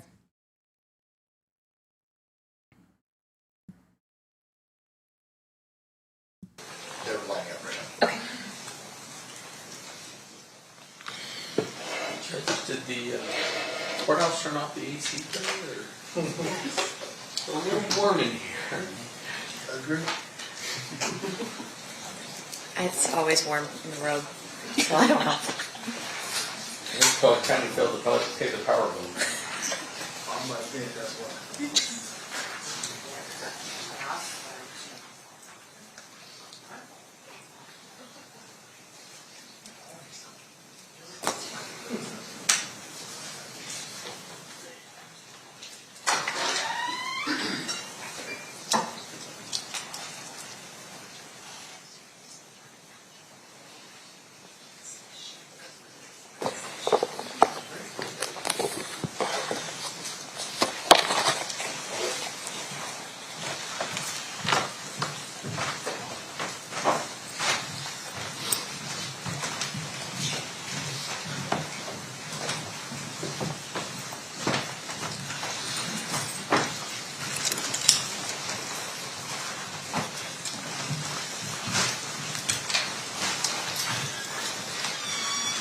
Do the party stipulate to the presence of the jury? All right, you may be seated. Welcome back, ladies and gentlemen. We are in the middle of two-thirds of the way through exhibit number 118. State, you may resume playing whenever you're ready. Thank you. Okay. So you said you didn't know that Orlando was going to shoot him, but he wasn't a planned shooter. I didn't know. There was no plan at that time. At all, period. It was a lucky coincidence.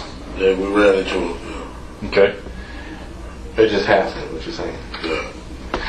Okay. All right. I don't know how to word this. You're doing a good job.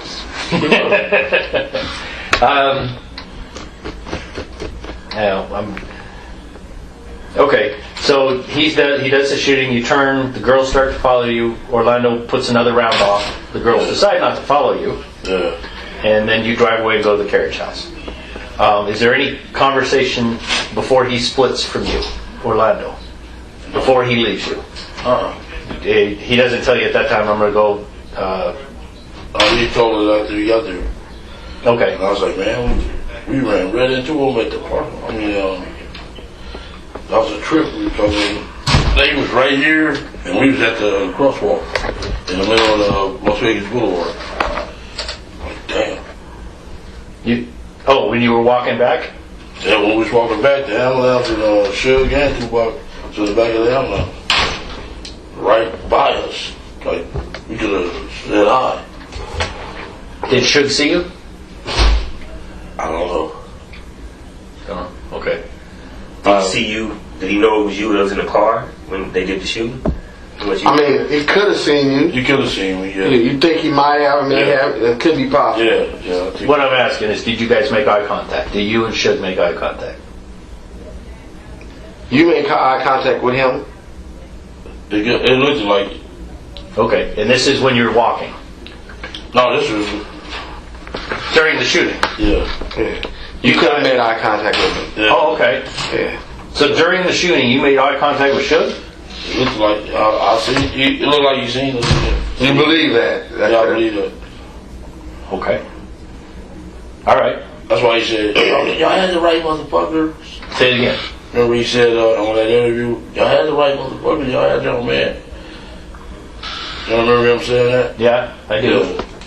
And what do you think he was referring to? To Orlando? Yeah, I know. Okay. You don't remember he said that when he was at his office? Y'all had your man. Then he did it all in that book interview, all that shit. Like this motherfucker. Snitcher. You know? That's strange that he did that. Yeah. You don't remember him saying that? No, I remember something to the effect. Did you think he was going to I thought he was, yeah. press charges on you? On who? But Orlando really kind of saved him. Well, I mean, anybody. I mean, did you think Shug was going to tell the police? No, you know better than answer that question. She wasn't going to tell him that. But answer the question. I thought he was.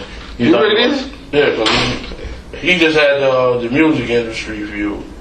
Oh, Right.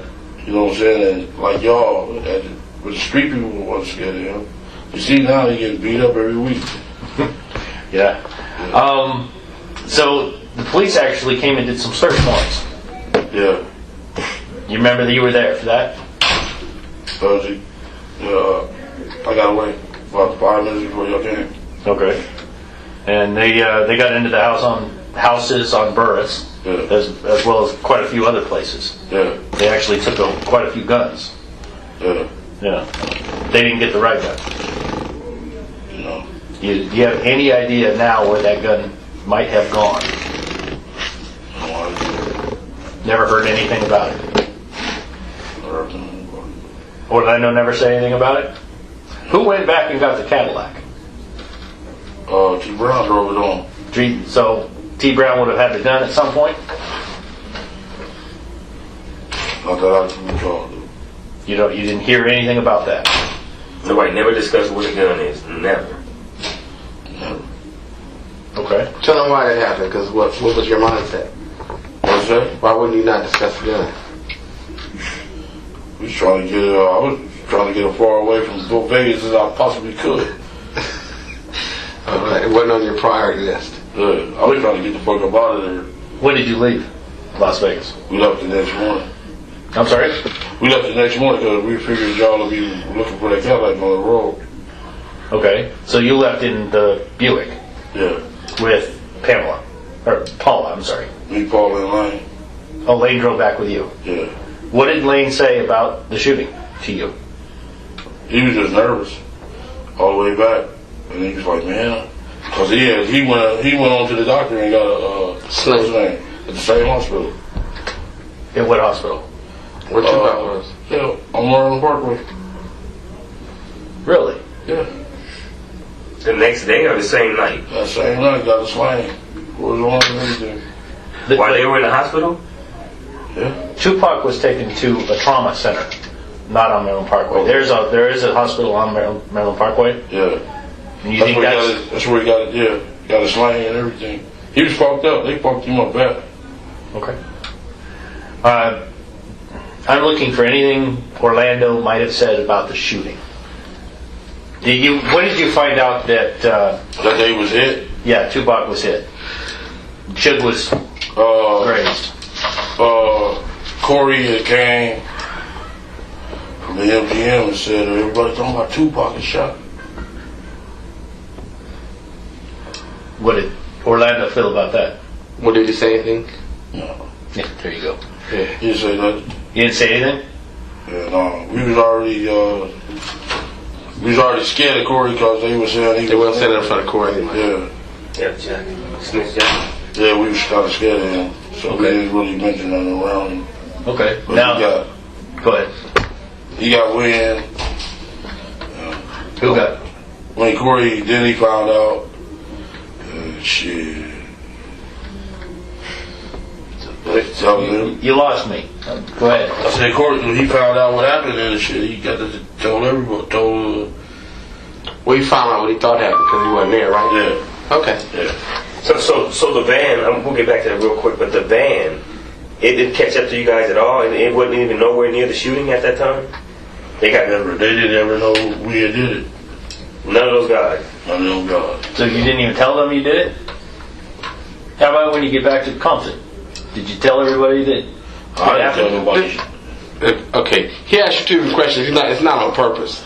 Okay, but just listen carefully to his question. His first question was... Did I tell anybody? Yes. Never. Okay. First time I even mentioned it to anybody was when I told him. I was my deeper secret. Your lawyer didn't even know, right? I understand. Keith, your lawyer didn't even know, right? Okay. And all the little dudes be on the internet, we killed Tupac. And you cannot be doing that. You know what I'm saying? Stupid motherfuckers. Murder is never over. Keith, is he asking you a question? No. Right now. Quit rambling. Just let him answer the question so we can go. The Burris crew, Yeah. Southside Crips. When you got back into Compton, did you have a meeting with your crew? Not with our crew. We gave after all that shooting, we gave a meeting then. All the killings? All the shooting, yeah. What did the meeting consist of then? What'd you say? What did the meeting? What happened at that meeting? What happened at that meeting? I said we'll take care of all the heavyweight dudes and y'all just take care of all the neighborhood dudes. Okay. But it has time that you kind of told them, look, man, this is all because of Tupac. Because something happened down there, something like that. I said, He's trying to refresh your memory, so just listen to what he says, because he's not trying to testify. y'all shouldn't have ever gave that meeting. Okay. Shouldn't have never gave it. Yeah, the meeting and At the point that you have that meeting, it's a full-on war. yeah, A lot of people dying. people were scared. Yeah, we only lost one person, That would be Bobby Fence. okay. But you the boss, so you trying to just have a meeting to tell everybody what's going on, watch your back. This is why A, B, C, and D is happening. You the boss. Yeah. Okay. What was said at the meeting? They said at the meeting, shit. I just told them be careful. Y'all take care of all the gang members, the street level guys, and we'll handle the heavyweight guys. But isn't that the time that you told her kind of like alluded to the fact that somebody from Southside had done that, killed Tupac? I never told nobody that. Never said that. Because I know better than that. The first time I ever told somebody was y'all. I didn't tell my sisters. I didn't tell my brothers. I didn't tell nobody nothing. I don't know if Lando told anybody or nothing. But I never told nobody shit. Not like that. Did the Cadillac go anyplace? Did he go anyplace? Well, you said that Dre drove it back. No, T. Brown drove it back. Okay, T. Brown. I'm sorry. T. Brown drove it back to Los Angeles. Yeah. What? Did he go to a car wash? Yes. Nah, hell no. Nothing like that. No. You just turned it. He turned it back into the rent-a-car. Yeah. All right. Yeah, he shot that thing. They gonna watch it. We go. They No gonna watch bullet it. holes, no body nothing. shot, no nothing. No nothing. None of that never happened. None of that happened. Were there any casings left inside that car? You know, No, he got that shit up out of there. T. Brown did. Yeah. When did he do that? Shit, before he left Las Vegas. You know where he did that? Was it there in the parking lot at the carriage house, or do you have any idea where he cleaned it up? I didn't even go over there. I didn't go nowhere near that Cadillac. I understand that. But he didn't say anything about, I took care of it, I cleaned it out, anything like that. No. It don't work for you? I don't know. I didn't tell nobody nothing. So we took care of everybody.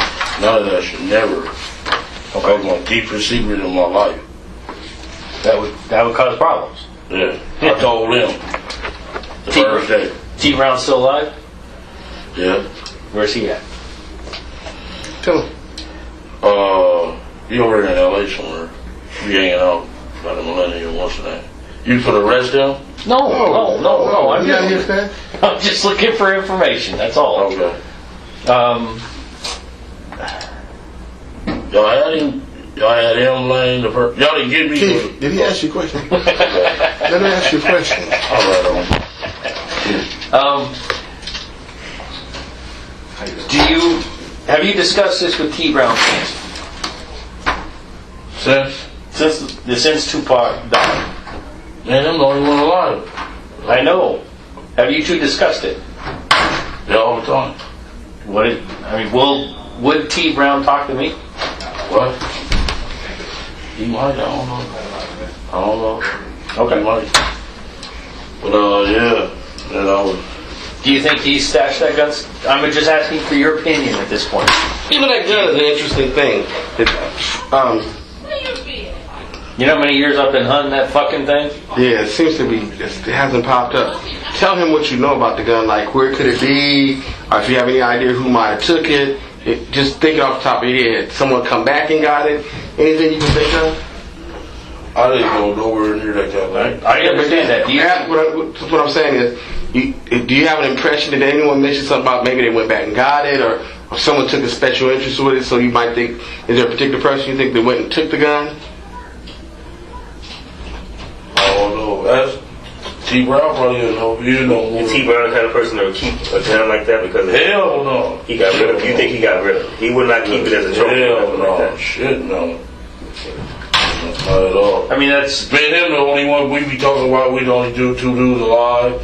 And woo. He never said nothing about the gun though. Never. Yeah, that's what we're trying to figure out. Never. But we know who all told on us because we got... He didn't ask you that question. Okay. He asked a question about the gun, okay? Damn, Keith. Oh.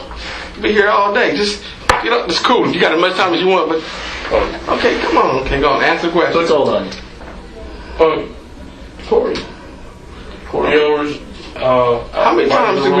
Can I just say something real quick? Sure. Just a minute. How many times do we got to talk about Corey? Okay, this is not, but just give to him whatever you want, but, he got a fixation on Corey. Every time we got to talk about any subject, you're bringing up Corey, okay? So now get what you want. Okay, but I'm just saying, I'm tired of this Corey personal stuff. Okay, go on, say what you're going to say. Man, that man say nothing, man. When are you going to stop on the dude? You got a person, he just hates him and snitching, and I wouldn't care what you talk about, he going to bring up Corey's name. Leave the dude alone. He was jealous of Keefe from what I heard. Yeah. He didn't tell on nobody, man. Yeah, just leave the dude alone, but go and answer. Okay, all right. Yeah. All right, I'm at this point, what I'd like to do is ask you about the rumors I've heard over the years. About him? About him. Oh, okay, yeah. That's where I'm going to go. Okay. Now, we need to take a break for a second so I can explain something to him. Because, not to tell you, I don't have a problem with that. But Keith has a way of boasting. Keith, I can do this in front of him. Just answer the questions. Okay. Don't get into all that. All right. Okay. Now go and answer whatever you want.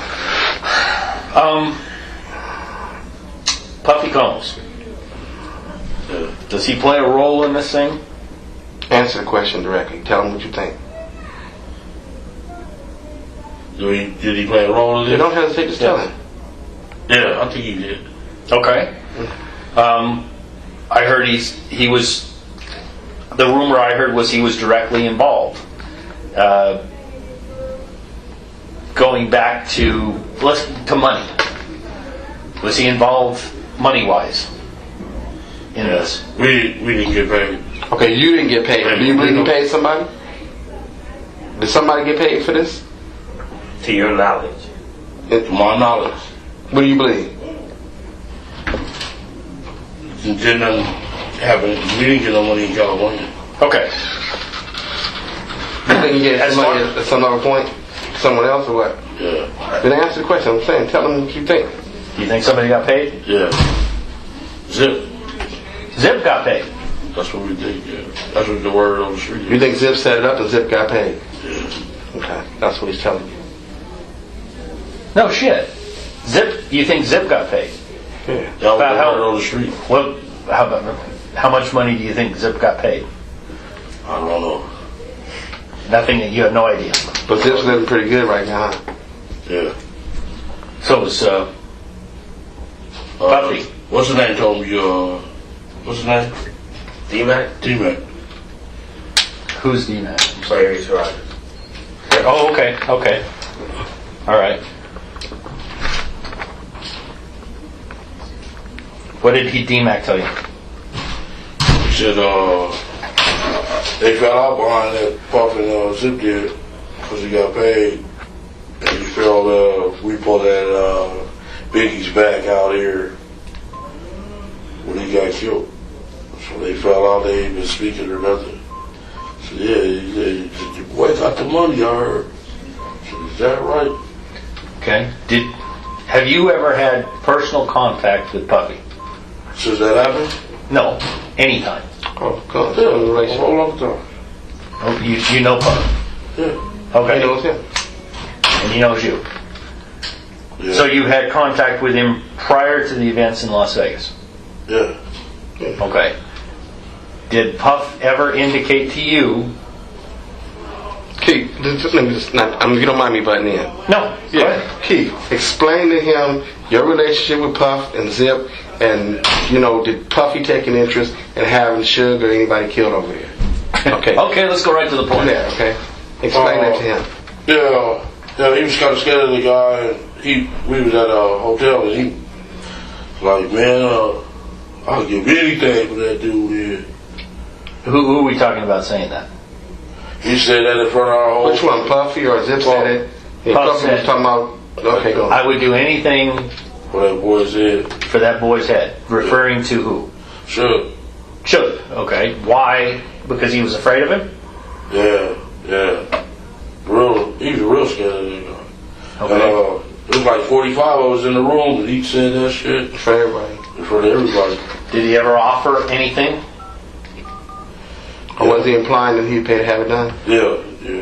He implied it or he said it? He said, What did he say? oh shit, I'll give anything for that dude head. I mean, specific dollar. That's how they talk, but what he's saying is he meant, and then he's saying, did he kind of throw out a number, I'll give $1 million, I'll give what? Did he say something like that? He was just like, he could give anything, so motherfucker, millions, dude, that means big to some little gangbangers on the street. Like, Okay. yeah, we'd turn that, ooh. But he never had, Puff, as far as you know, never said, I'll give you a specific dollar amount. He didn't say no specific dollar amount, but he wanted the man's head gone. Okay.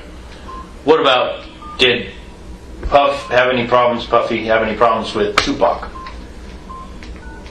How about that, that record came out, told him he's a faggot and all that shit. Right. Did he ever say anything specific? Did Puff ever say anything specific about Tupac that you know of? Put it this way, what he's saying is, you have the issue with Suge, and that he wanted Suge dead, but did Puffy seem to express an interest in Tupac? Was like maybe something happened in the Tupac. Did he say punk ass Tupac? Fuck that dude, And did he think we got to have something done? He got all this shit started. Or saying Tupac was the one that started it? Got this shit started. That's what he was asking for. I'm sorry. Oh, that's okay. I'm understanding.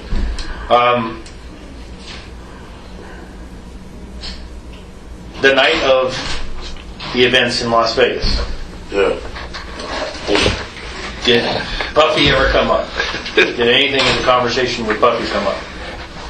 I'm sorry, did I? No, he wasn't hungry. No. Oh, See, if we were at my office, we would be having snacks and anything you want, because I got it like that. But over here, it's like low budget. Then what do You you- don't even get windows in the room. What do you think he's so thin for? Oh, I'm telling you, you start messing with him, you starve to death. Get some water. Okay, go on. Did anything come up about Puffy that night? That night? Yes. About Puffy that night? Yes. Did any conversation about Puffy The night of? the night of the incident in Las Vegas? Okay. Oh, after? The shooting. During, After the shoot? after anything? After we was like, damn, we get paid now.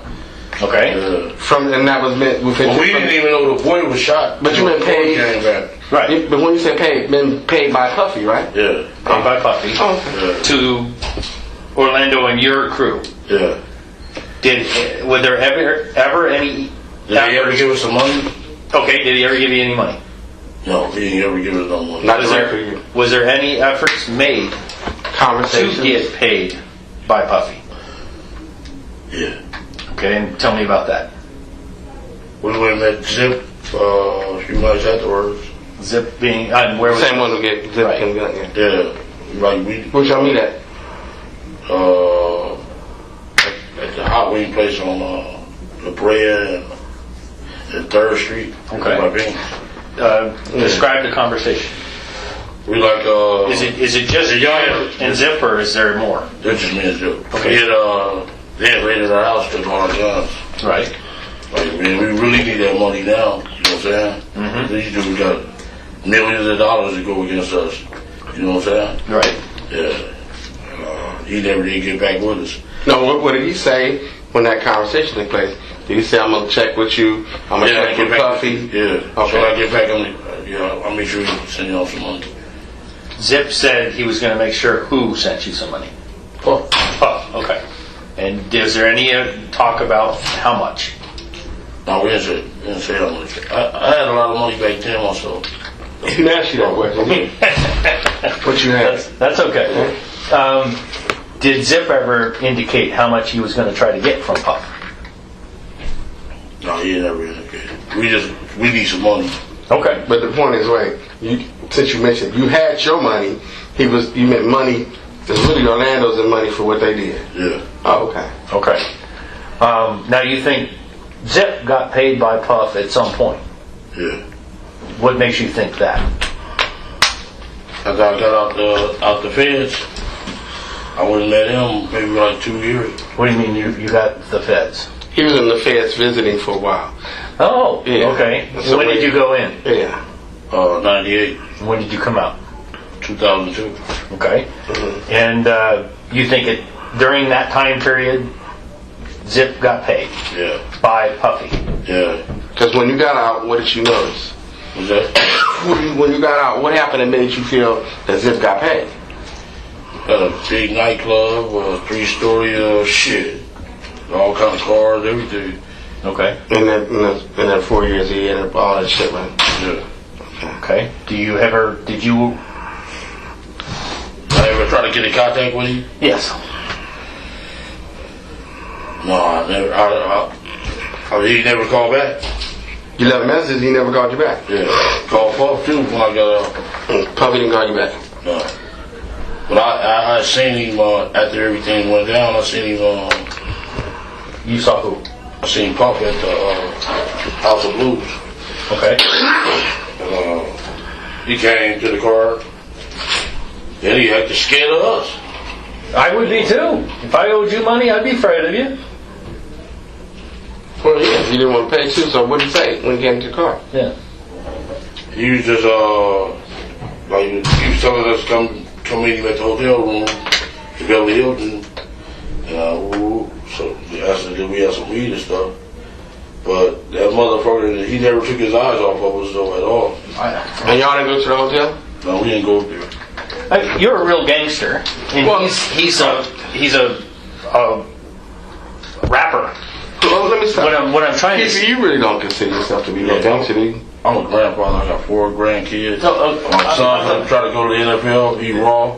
Okay. You should have seen him Friday night. You're a family man, right? Crazy. Yeah. Yeah, he did. So You have some gang history, but you're not a gangster, right? No, okay, you're not a like gangster mafia. today. I understand Not like that. the Italians. But what I'm trying to get across is, he's a rapper. Yeah. I mean, he's Yeah, got, we street dudes. you're street dudes. Yeah. And I mean, you live the life. Yeah, what they rap about. Right, exactly. Yeah. I would definitely, if I owed you money, I would be afraid too. Yeah. I mean, you got a group of people that would jump at your bid, right? Is that not necessary? Is that necessary? No, I'm not going. Yeah. What I'm trying to say is, it's understandable to me. Yeah. And It's people around you to do things necessarily Yeah. whether or not you tell them. Try to impress Things them. happen, right? Sure. Yeah. To impress you. That makes sense to me. Okay. Did he? What I'm trying to build to here is, did he make any comments or say anything at that time trying to make things right with you? Yeah, when he approached the car, you knew that he knew it was a problem. So did he say, like, you think that's why I said come to the hotel? Or Did what? he indicate anything about Zip? Yeah. Did he say that there was a? Nah, he just said that he just backed. He just was in the window when we were talking to me. That he backed up, and there was girls all over him. He steadily watched that car. He wasn't paying attention to none of them girls. And I almost tripped over the car. I'm like, this motherfucker is scared. Well, do you think if you went to the hotel, if you went to the hotel, he was gonna pay y'all, or why y'all didn't go? You would have some money there. Why you go get your money? Cause we was doing something else. Oh, With that dude, Long Beach. oh, y'all was doing your own thing. Yeah, we was doing something. Okay. Okay. I understand. Tennessee, Long Beach. Yeah, But you believe Zip got paid? that's the word on the streets. That's where maybe you ever had a conversation with Zip about the blockage in the payment route. I ain't seen Zip since then. And you haven't talked Since to him. that, since I seen him at the Hot Wings. I seen him this summer. I wanted to ask him, motherfucker, where my motherfucking money at? But- They wouldn't let me. But you didn't have the conversation with him, is what you're You saying. wasn't able. That's what he's asking. Clear. You wasn't able to talk to him about your money related to that. The answer's no. No. Okay. Okay. What is T Brown? I'm sorry. Go on. What is T Brown doing these days? T. Brown doing. Sell a little weed. Okay. So, That's about it. yeah. And Okay. I got 2 little boys too, and some grandkids. Okay. Is there? You want me to have him call you? No. Did he ask you that? No, I don't want to go that far, and I don't want to get you in that far. Okay. What I want to do right now is get my stuff together and to see if I can approach him and talk to him. In your opinion, what would be the best way for me to do that? Him? Man, he a motherfucker. He broke me down like a single shot. All right. Detective? Oh yeah, whatever. No, do you have any? However he can help you. Oh no. No. He know how to do it. He a bad motherfucker. Oh. Do you have any questions right now specific to Tupac that could help me? Is there anything that Right now. I have not asked you that I should have asked you? Now, see, that's one of them kind of questions that is a hell of a question. But is there anything that you recall as looking at the details of what he said that maybe you need to correct, or perhaps, Elaborate on? or something that you think? Is there anything that you think is relevant that you need to do that with? I know something I'm gonna ask. You guys were you down there to specifically go do something to Tupac or Oh, no. Not at all. You were here for the fight. For the fight. We've been going to the fights. But after Baby Lane was beat up, you went to the 662 Club to possibly get a hold of Sugar. But once that was over, you were done. We were done. Once that liquor got bought, Yeah. and So we was smoking weed and everything in the car. it was party time. Yeah, it's party time. And Lane was like, man, I'm fucked up. They beat the shit out of me. Yeah, and then Suge and Tupac presented themselves to you, and the opportunity was too great. For Baby Lane. For Baby Lane. Yeah, he couldn't pass on it. Everybody else, like you say, T. Brown hesitated. You didn't have a gun in your hand. Yeah. The other guy had a gun. And Orlando just went crazy. There's a question. Yeah. What were your thoughts when Baby Lane started shooting? Oh, fuck. I get that, but I mean, any other? It was surprising. It was surprising. Okay. Then when we got home, that little BET News, every time we see that, like, God, they wasn't saying Baby Lane, they was saying Keefe D nephew. Keefe D nephew. Kept using your name. I'm like, motherfucker. You know what I'm saying? Oh. Understandable. They didn't know his name. They was like, Keefe D nephew. You said they just kept dropping your name. Yeah. I saw quite a bit of it. When did you hear that Tupac was dead? On the 7th. No, he didn't die for About a week. Yeah. Yeah. And about the 14th, when Yeah, They had him on the machine, man. They had him on the machine. What did you think at that point? Oh, fuck. The search warrants have already been hit, right? No, y'all came after he died. That's right. Okay. After he died. And It was after the war broke out between our sets. why was Baby Lang shot and killed? I was thinking like shot and killed. The guy held his for half a key and went out the back door. It had nothing to do with Tupac. Nothing. You don't think, huh? I'm telling you what it was about. What said? We went to sell this dude a half a key. He went to sell dude the half key. Yeah, he went to sell this dude a half a Be key. clear now. And the dude went out the back door. You know, With the half? with the half a key. He had like he had a customer. I don't take it in here. And he went straight to the front door to the back door. And he happened to run into his ass at that car wash. Okay. And they just had a straight shootout. Yeah. He just shot better than Baby Lang. They two of them died. They both ended up dead. Oh, 2 died and Baby Lang. Yeah. Yeah, 2 for okay. They broke the thing. Okay. Maybe a little while. Yeah. But it had nothing to do with Tupac. No. Okay. Yeah, nobody was looking for Baby Lang or anything like that. And I guess, The police. okay, so what I'm saying is, you wasn't giving me back. Can I ask my question? Okay. Just so we know. I guess there wasn't no backlash coming from Sugar them towards y'all because of that? We were scared to death because Suge had the police killing for him. Compton police in the whole city, the mayor, everybody was with the death row. So we was really, you know what I'm saying? Stuck. Fucked off. Yeah. Compton police, they Reggie them come raid our houses, and they know they was Suge getting paid. Yeah. You know what I'm saying? Right. Oh, must be good. Yeah, we was at a big disadvantage. Yeah. Big disadvantage. They come take our guns, you know what I'm saying? So we can't fight back. You know, Compton police. So y'all was feeling naked, right? Yeah, they did us bad, man. How do you feel about Tupac being dead now? I wish it never happened, man. Right. I swear, my life been fucked up ever since. I ain't been able to really be rich no more. Now, how do you feel about him being dead, though? I know your life probably changed, but how do you feel about him? See, the point is what he's asking you is, you wish it wouldn't happen. It's a bad situation. It's unexpected. It's what he wouldn't want you to tell him, right? Yeah, I feel. I wish it would never. I wish I never met Puff Daddy. Period. I swear to God. Yeah. He messed up my life, man. I was rich, up under the radar, all that, man. That's all gone. So How do you feel about Suge now? Sure, I still be saying. He hugged me. What's up, big homie? Ooh. Do you believe he knows you were involved? Do you believe? I'm asking for your opinion. Listen, what he's really, first of all, you gotta ask the question, were you involved? But does he believe that you were around the people when it was killed? You know, that you were aware of what was going on?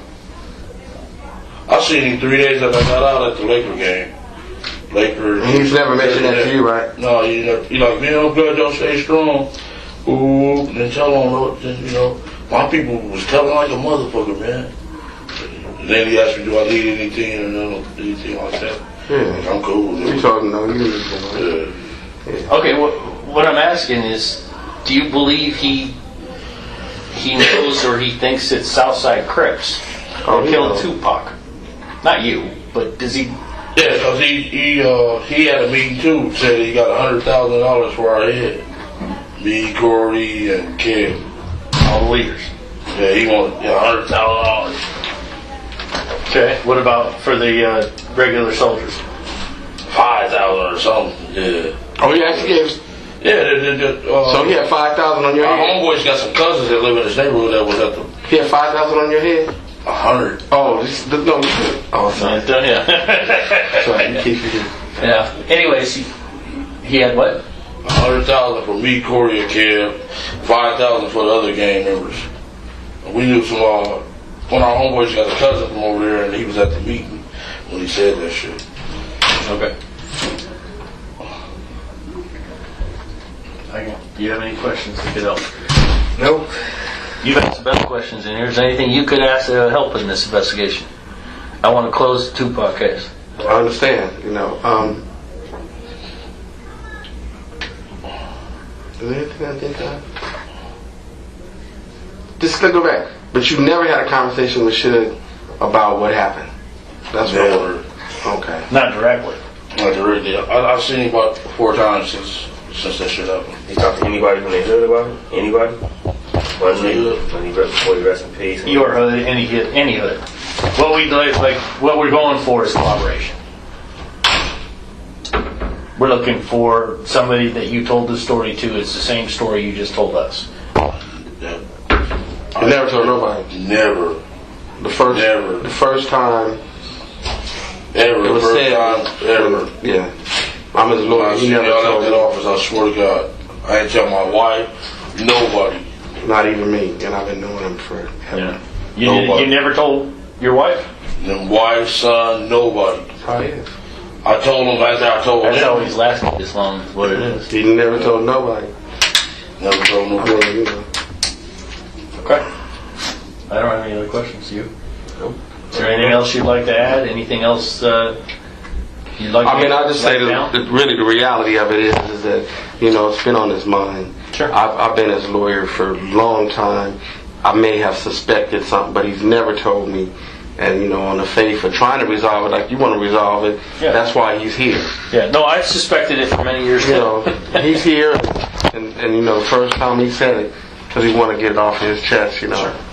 Sure. I did what they wanted and everything the first day. Didn't I tell y'all? I said, I know what y'all want. Yeah. Just, I'm going to give y'all what y'all want and leave the fuck alone. The last couple of bills here is, have we threatened you or made you any promises in regard to this conversation we had? Have I made any threats to you? No. Have I promised you anything? No. No. Answer the question. That's correct. What do you think should happen now? Should happen now? Yeah. I don't know. Let me ask, has anybody promised you anything regarding this case? Yeah, yeah.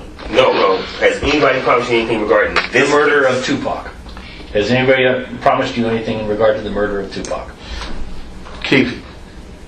The first day they said anything. Keith, listen to the Regarding question. this case. There's been no promises on this case that you can recall. Do you recall someone saying something about this case? No. Okay. That's what I was asking. That's what I'm saying. That's what I was asking. Regarding this Tupac murder, were you ever, to get it clarity, promised anything regarding Tupac? He's from Las Vegas. He's from the Las Exactly. Vegas Police Department. Nobody has told you that the Las Vegas Police Department has promised you anything. Or did any other agency promise you anything regarding the Tupac case? That's what I'm I'm going going to to say. say this. They said anything I talk about. It's confidential and covered, right? Yeah, and they said, you cannot be charged on it. No. Regarding the Tupac. I'm talking to you now. Did we ever promise him anything regarding the Tupac? No, we've never had that conversation about the Tupac case. Nothing. About promising. The Tupac case is different than some other issues. But your conversation with him is because you weren't involved in shooting Tupac. That's the reason you're here. Yeah. That's correct? Right. You weren't involved in shooting him in any way. You didn't. Although things happened, it wasn't because you was out there trying to shoot Tupac. I wasn't trying to shoot him. You had some issues about Suge and some things was told to you, but it wasn't about shooting Tupac. I wasn't about shooting. Okay. Yeah. All right. In fact, what?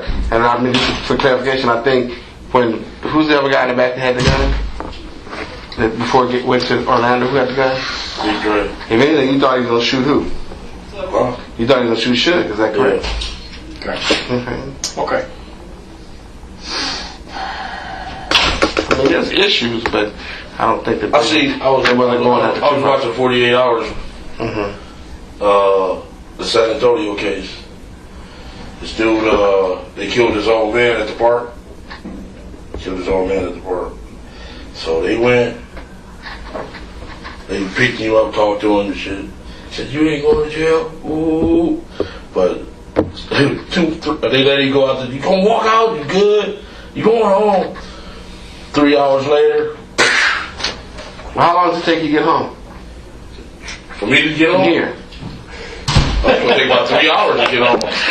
Don't go home, okay? Man, he know I'm bad. Don't go home, okay? You have to worry about that.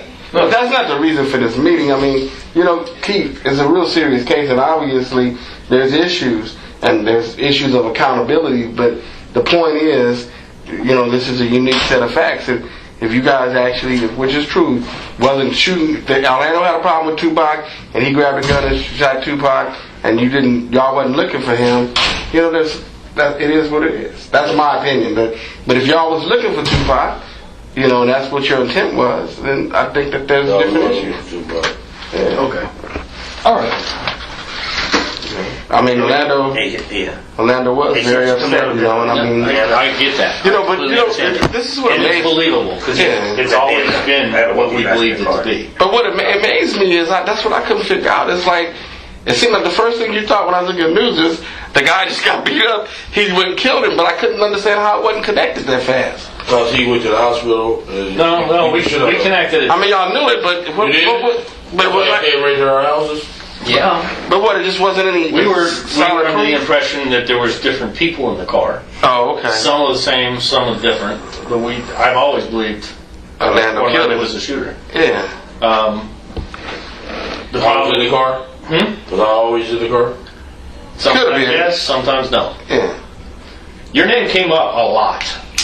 Yeah. And there's a lot of stuff going on. But I mean, I'm more kind of from the street.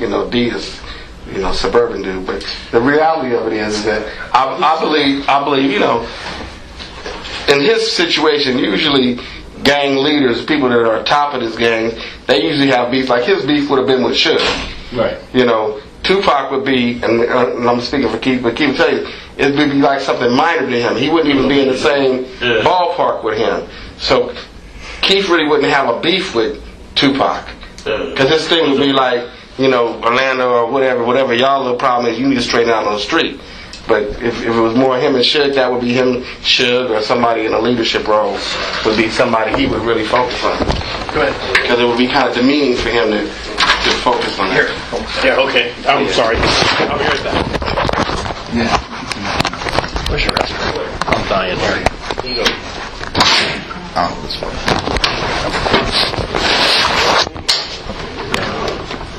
Oh, okay. Good.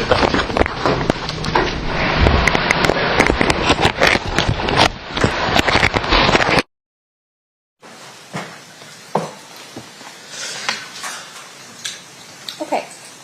State who's your next witness. Mike Dorsey. Okay.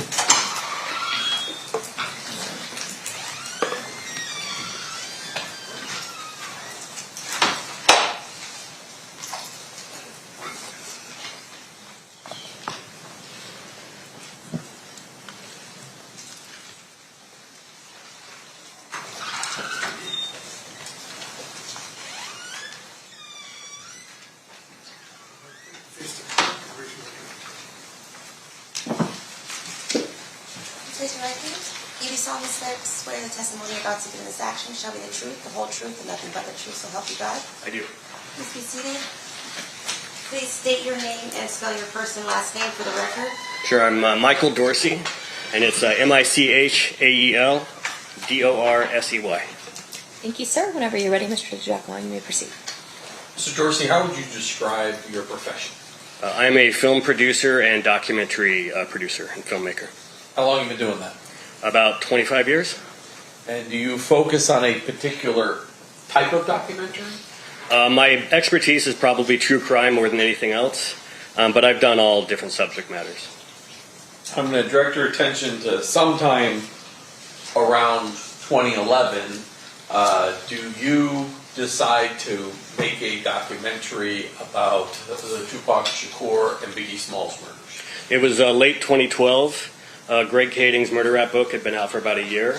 And at the time, I would always have some passion documentary project going on the side. And I just finished the most recent one, and I was looking for a new project. And I came across a couple of articles about Greg Kading's murder rap book. And they had some quotes from Keefe D's 2008 proffer in them. And it just sounded legit to me. I don't cater to conspiracy theories. but it sounded very well backed up, and it sounded like the real deal. So I just reached out to Greg Kading and asked if he was interested in making a documentary, and he said yeah, and we went from there. So you reached out to Kading and asked him if he wanted to do the documentary. He said yes. Correct.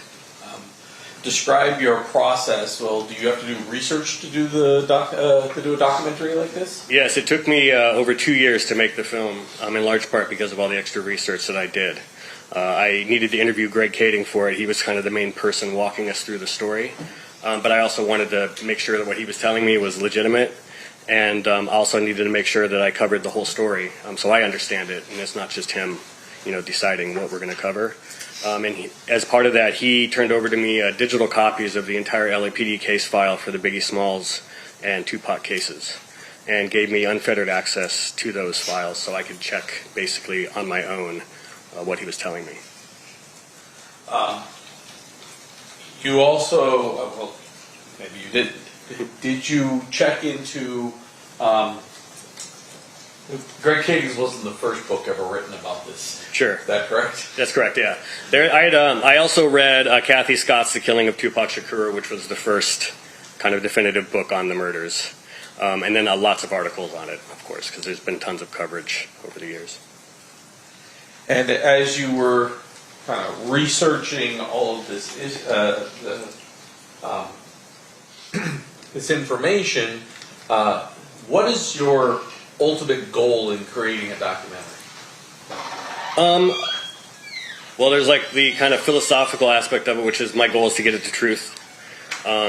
But also my goal is to tell the public a good story, something that I think is of the public interest that they should know.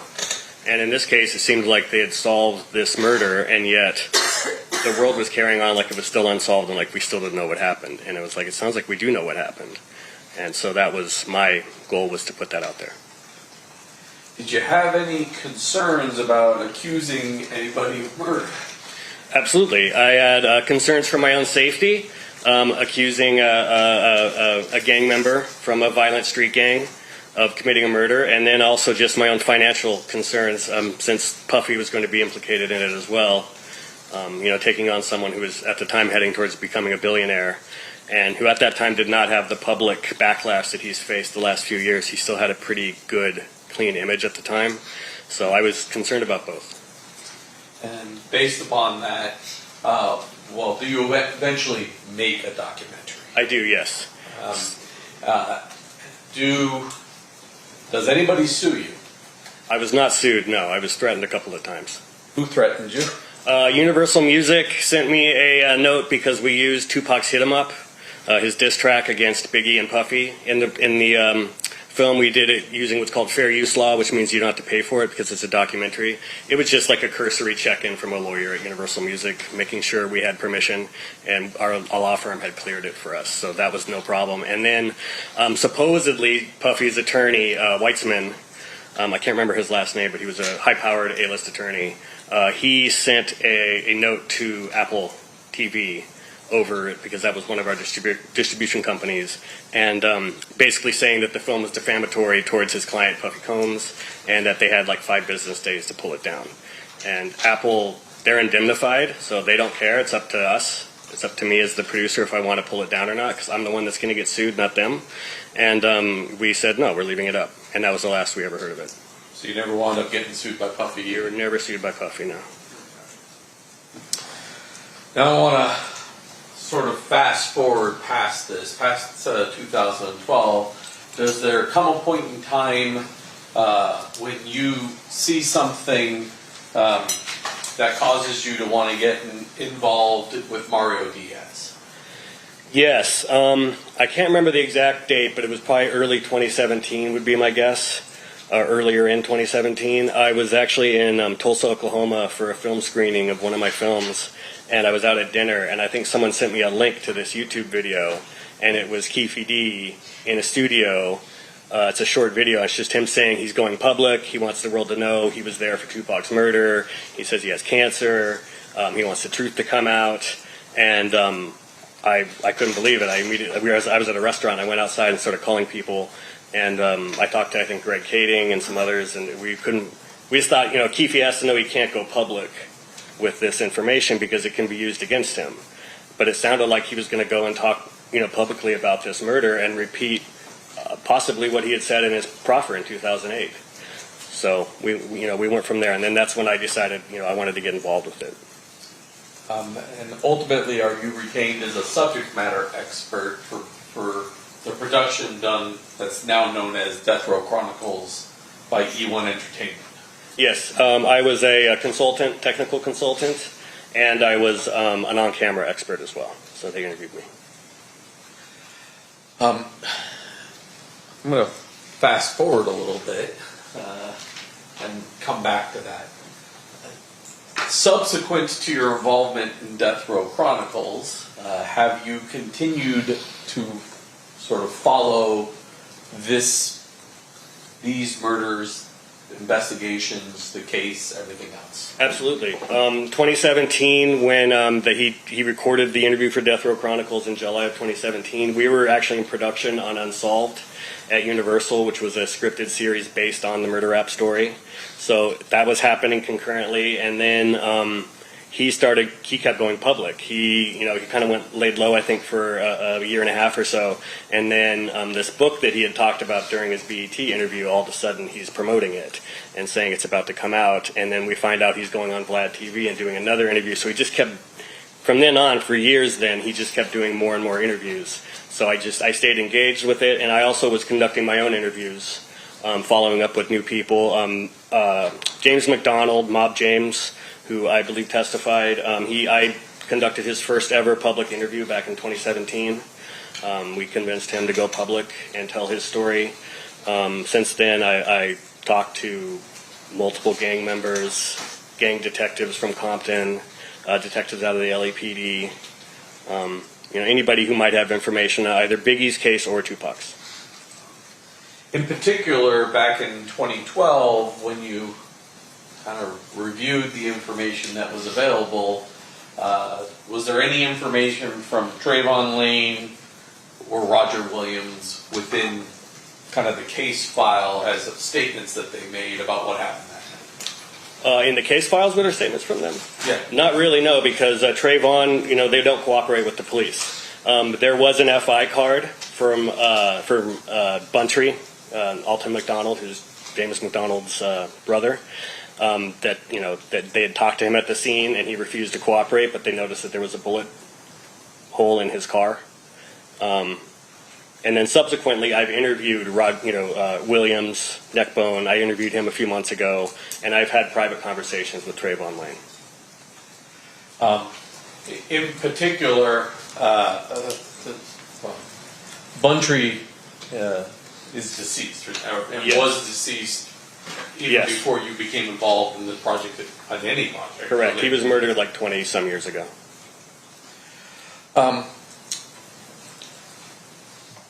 During the course of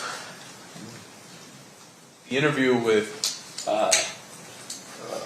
Mr. Roger Williams, a.k.a. Neckbone, do you provide some video that was taken of Mr. Shakur and Suge as they're leaving the Tyson? Yes. Yes, I showed him the MGM video of Orlando Anderson getting beat down. Neckbone was one of the men who participated in that beating. And then I showed them the footage of them then fleeing the casino with Tupac in the lead with his bodyguard Frank Alexander and Suge. And there was a moment where Neckbone kind of reaches out and kind of punches Trayvon, kind of like we got him, kind of a thing. And he confirmed for me in my interview that that's what it was. That's what he was doing. And he also told Trayvon. Let me. I was like. It is. Well, I'll sustain and you'll rephrase. Yeah. So strip it. As you see both Neckbone and Trayvon Lane running through on the video, you can see Neckbone kind of either dap or punch Trayvon. Exactly. And at that point, Trayvon Lane removes the black hat he's wearing. His fedora that he had on, yes. I was actually talking about somebody else's video. Was there some high-quality video of Tupac and Suge leaving Yes, when they first leave the arena, there's some footage. I think it was actually shot by BET. A BET photographer was there and shot, and it's footage of them coming out of the arena, and Tupac is in his gold shirt, and he's all hyped up because he just watched his friend Mike Tyson knock somebody out, and he's playing to the camera, and he says something about, if you go to jail, you come out and you win, or something like that, because Tyson had also gone to prison, and Tupac had as well, so you could tell he was just super amped up. And then last night we watched that portion of that video out of your neck bone interview. Right. And then that one, neck bone is the person speaking while that video is playing. Yes. Judge, I have marked in my hand the clip of just that Tupac and Suge at the MGM coming out of the fight. Has the audio removed. Okay. It's just the video portion of that I'd offer at this time. Any objection? No objection. Okay, you may play it. Or, sorry, it's admitted, you may publish. Thank you. Did you give him 154? 154?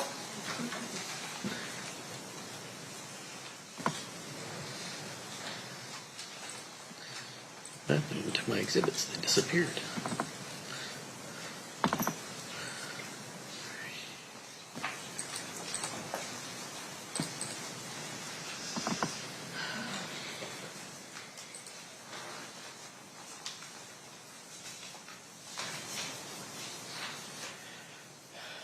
Both Suge and Mr. Shakur are both readily identifiable from this video, correct? Right, yes. And this is the shirt that, the clothing that both of them are wearing as they come out of the arena. Yes, and there's photos of them beforehand in the casino in the same outfits.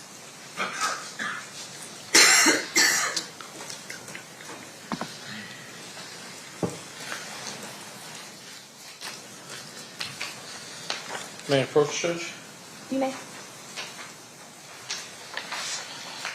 Showing you as marked as State's Proposed Exhibit number 149. Have you ever seen the photograph of these men sitting on the curb sometime after the homicide occurred? Yes, I've seen this. And do you recognize the people that are in those photos? I recognize them more because I've been told who they are, although Trayvon Lane is very easily recognizable because I know that that's the outfit that he was wearing that night. Okay. Mr. Cole, can you take down the listing of what's on that? Oh, sorry. You may proceed. Thank you. So that's Trayvon Lane. Mm-hmm. We've previously heard testimony that's Idi Amin and Leonard Jefferson. Correct. Have you ever spoke to Kevin Woods? I've never talked to Kevin Woods. And do you even know who Castro is? Yes, another member of the Outlaws. Okay. Yes. Were Kevin Woods, Castro, and Idi Amin all members of the Outlaws? No, Kevin Woods, I believe, was one of the Pyrus, also known as KW. So just KW. Castro and Idi Amin are... As far as, yes. Okay.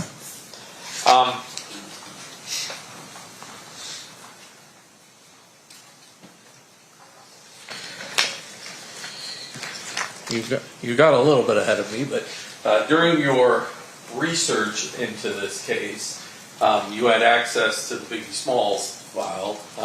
Alton McDonald is actually known as Buntree, correct? Yes. And you mentioned this. There was a record of the fact that he was field interviewed by the Las Vegas Metropolitan Police Department in the night of the homicide on Flamingo. Yes. And at that time he was driving a black 96 Toyota Supra. Yes. And it had a bullet hole in it. Yes. Did it say where the bullet hole was? No, it just said vehicle took bullet impact. And that he was uncooperative. And that he didn't want to cooperate, of course, yes. Now, you've also interviewed Reggie Williams, is that correct? Or Reggie Wright Jr. Reggie Wright Jr., yes. I interviewed him for a murder rap, over a decade ago when we were making that movie.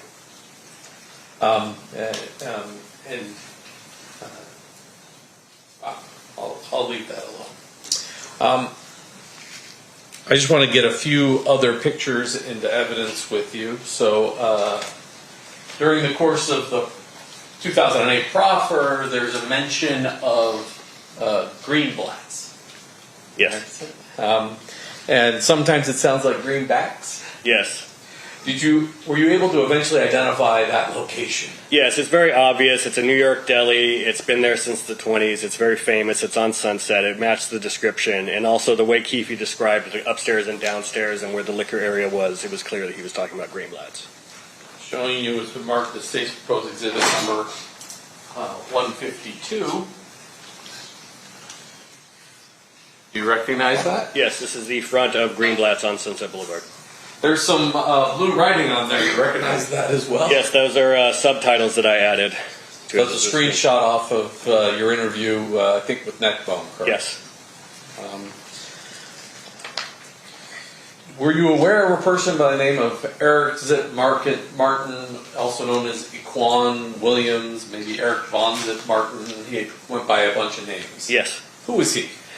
Zip has a long story. He's kind of a Harlem legend, a hustler from Harlem. He was a drug dealer, trafficker. He, I believe, also was trafficked in women. Was a pimp. He was an older generation, or kind of in between Puffy's generation and Puffy's father. Puffy's father was also involved in the street business there in New York and was murdered when Puffy was very young. And Zip Martin was kind of like he was a mentor to Puffy when it came to like the street life and wanting to kind of have that gangster persona. And supposedly he may have also been dating Puffy's mother at some point.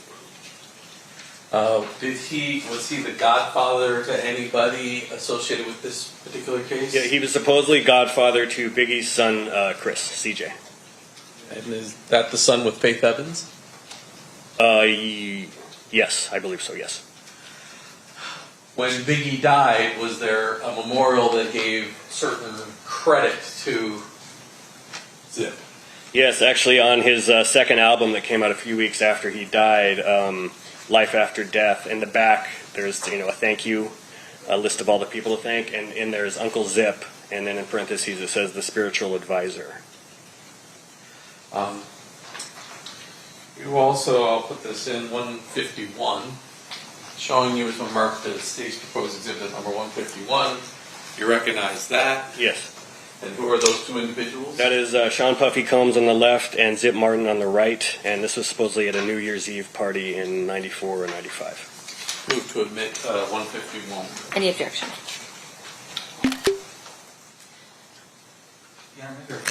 You may.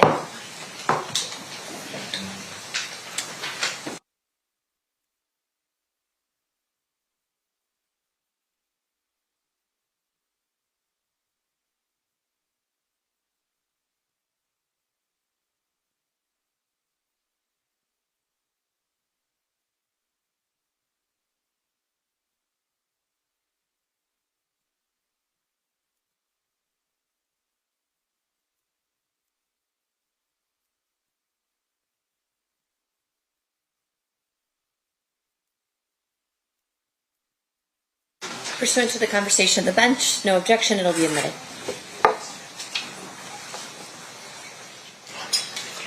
You may publish if you want, or whatever you want to do with it.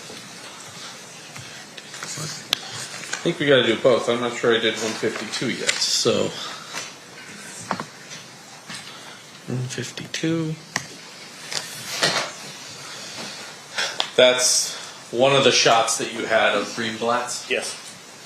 And then 151. That's Mr. Martin. Yes, on the right. And who's the guy on the left? The left is Sean Puffy Combs.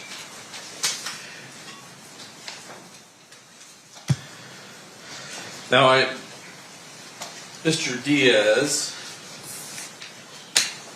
testified about sort of the production of the Death Row Chronicles. And initially, were you contacted by Cliff Mogg as well? I reached out first to Las Vegas Homicide, and then Cliff Mogg reached out to me after that. Okay. He had contact with you, and just so, since this is one we put up in our opening, showing you state's proposed exhibit number 61, you recognize that guy? That is Zip Martin. Move to admit 61. No objection, Your Honor. So admitted. And do you essentially conduct an interview with Detective Bond? Yes, he came out to Los Angeles and interviewed me in my home with his sergeant. Was there a request for all of the underlying supporting raw data / footage associated with the 2 interviews you were involved in 2017? For Death Row Chronicles? Yes. It wasn't so much a request, but I told him, I figured you could just subpoena the raw footage and get it. I didn't know yet that, there's laws and that it's kind of up to the entertainment companies if they want to turn over footage or not. They can't be compelled to. So that's what I thought would happen. I thought I'll let him know about this, and then it's his to do with what he wants.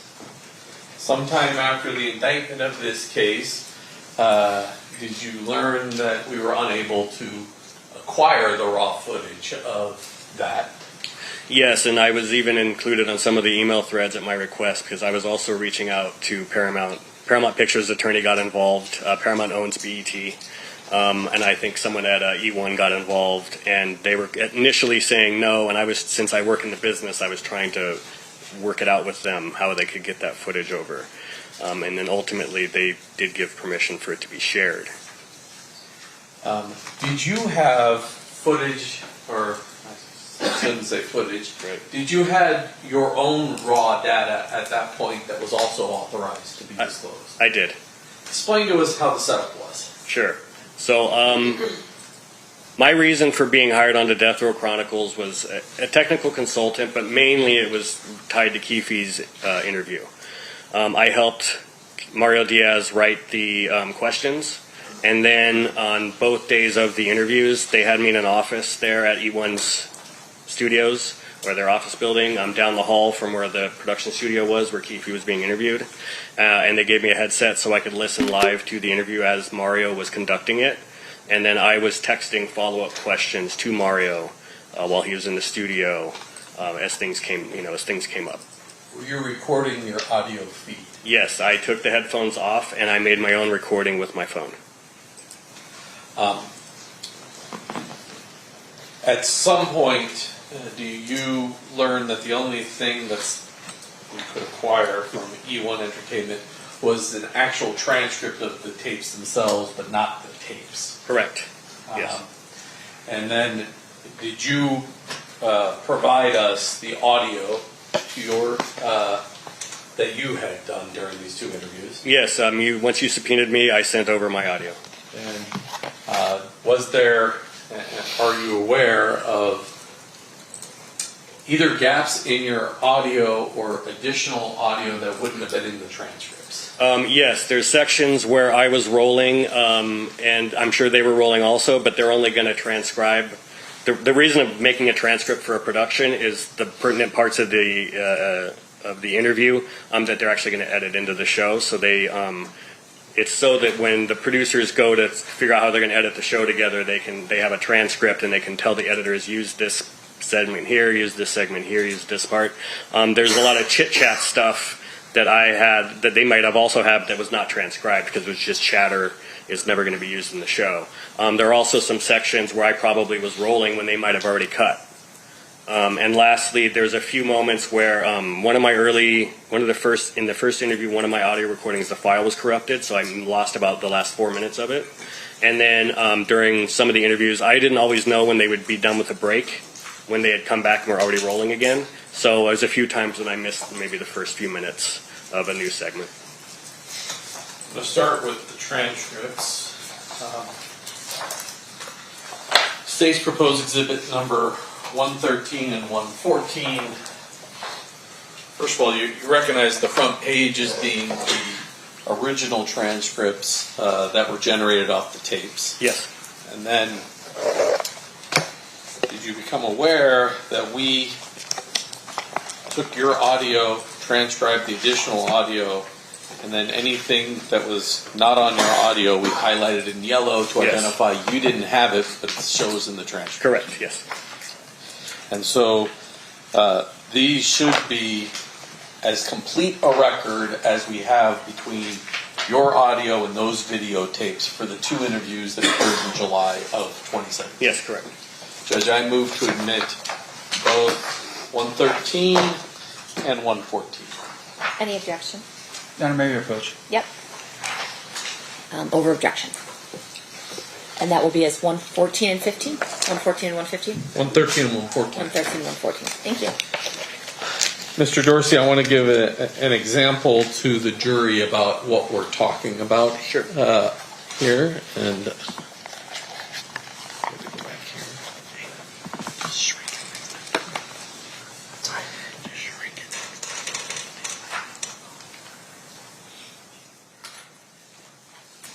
let me put my glasses on. We are in 113. So if we go to 113,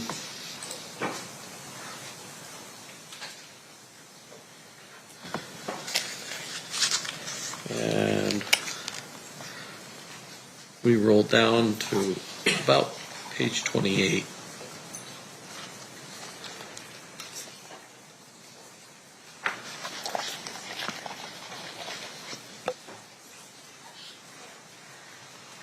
Oop, there it is. It's page 28. Time cutoff is about 30 minutes and 16 seconds in. The yellow part is the part that's not on your audio tape. Is that correct? Yes. And that was transcribed from the original videos that we don't have. Right. And everything else that's unhighlighted, we should hear on the audio. You should hear, yes. Okay. And that would be the same for both of these. Yes.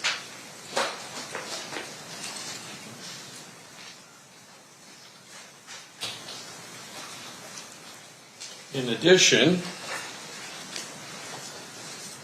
I've had marked both the July 17th, 2017 as 121 and the July 18th of 2017 as 122. I'd offer those as well. Any objection? No objection, Your Honor. So admitted. And well, we got about 40 minutes, Judge, so I would start 121. Okay.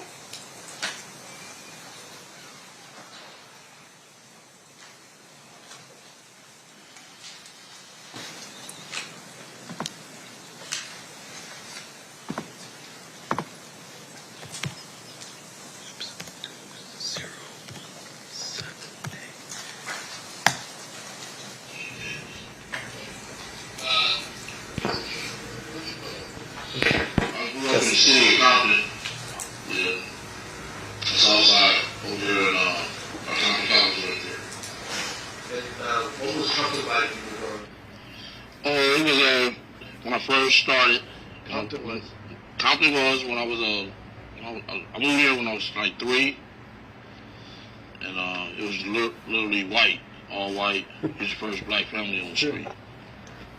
Where'd you move from? We moved from Watts. Oh, right. But you still grew up in LA. I don't think he's lying yet. And how did it change during the 60s, 70s, and 80s? In the 60s, it was mostly all white, but 69, 70, 71, they started moving out, and more black families was coming in.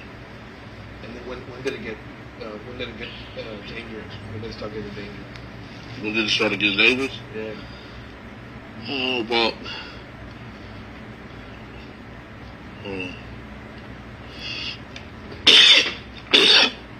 about 72, 73. What happened? The gangs started coming in. Like, the first Crips were the Grandies and the Boot Hills right there, on Alondra right there, Grandy Crips. So you were part of that history, the initial sort of, gang. Yeah, I was there when I was a kid, when it first started. That noise, and I'm stopping this at 1 minute and 45 seconds, it looks like. Yes. Was that your phone making That is my noise? phone making that noise, yes. And there's going to be a few times here where you're going to hear me loudly texting, and you're not going to be able to hear the audio very well because I was probably texting a message to Mario in that moment. So sometimes it cuts out in this first interview.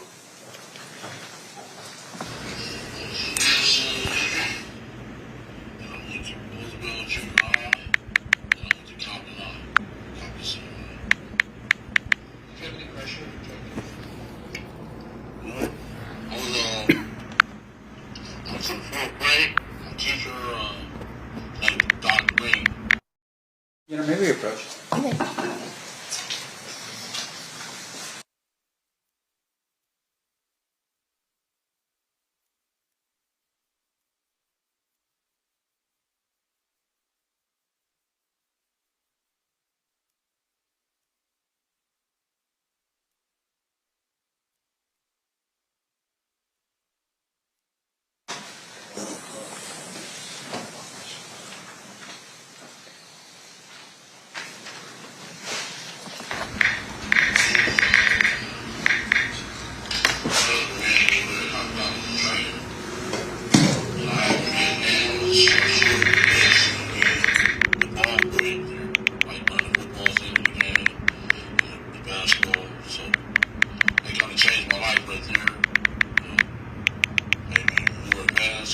hang around older guys and stuff like that.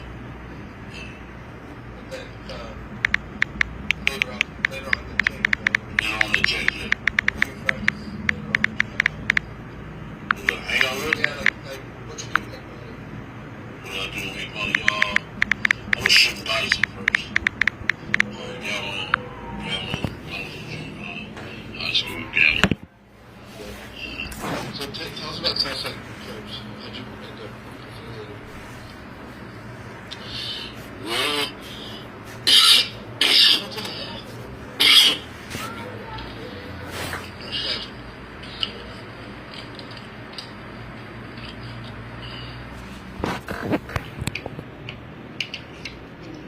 the first day that Southside started,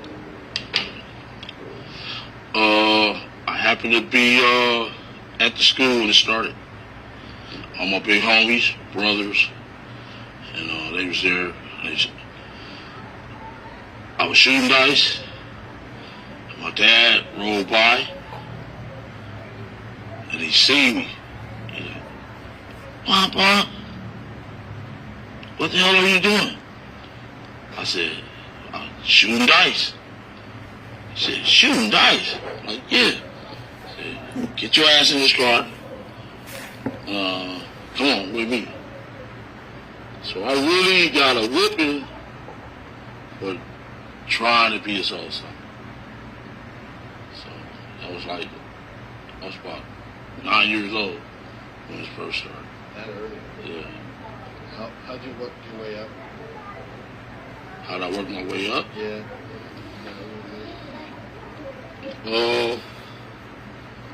Shit. I don't feel comfortable saying it. No. You don't have to go into detail. You can just say, look. You don't want to talk too much about his gang affiliation, what he did to get his way up. Okay, so answer the question again. Yeah, how'd you work your way up to that organization? What, to be the boss? Yeah. Well, money, really. You know what I'm saying? Money gave me the power and stuff like that. The dope game, really. The dope game. The coach, one of the coaches at Compton College, I was 17 years old. Got to start with that. So you were respected. Yeah. Respected guys. Yeah. Because I was in high school. I was in this program called Upward Bound at UCLA. Called what? Upward Bound program. Shit, I was kind of a smart student and stuff like that. And on the weekend, like an advanced I'd program. come home, and all my homies, they was kind of rolling. You know what I'm saying? And I was up there eating them noodles and toodles. You know what I'm saying? So I should have stayed there going to UCLA, but I stopped, got in the gang, started selling drugs. Could have gone to college, got into gangs instead. Stop that for now. Yeah, so can we find out which one? Yeah. Well, just continue, but we can. Yeah, can you keep an eye on that? I'm not paying attention yet. Let's see. How'd you meet Shakur? Oh. We talked about him. I was like 9 years old, 10 years old, 10, playing Pop Water football.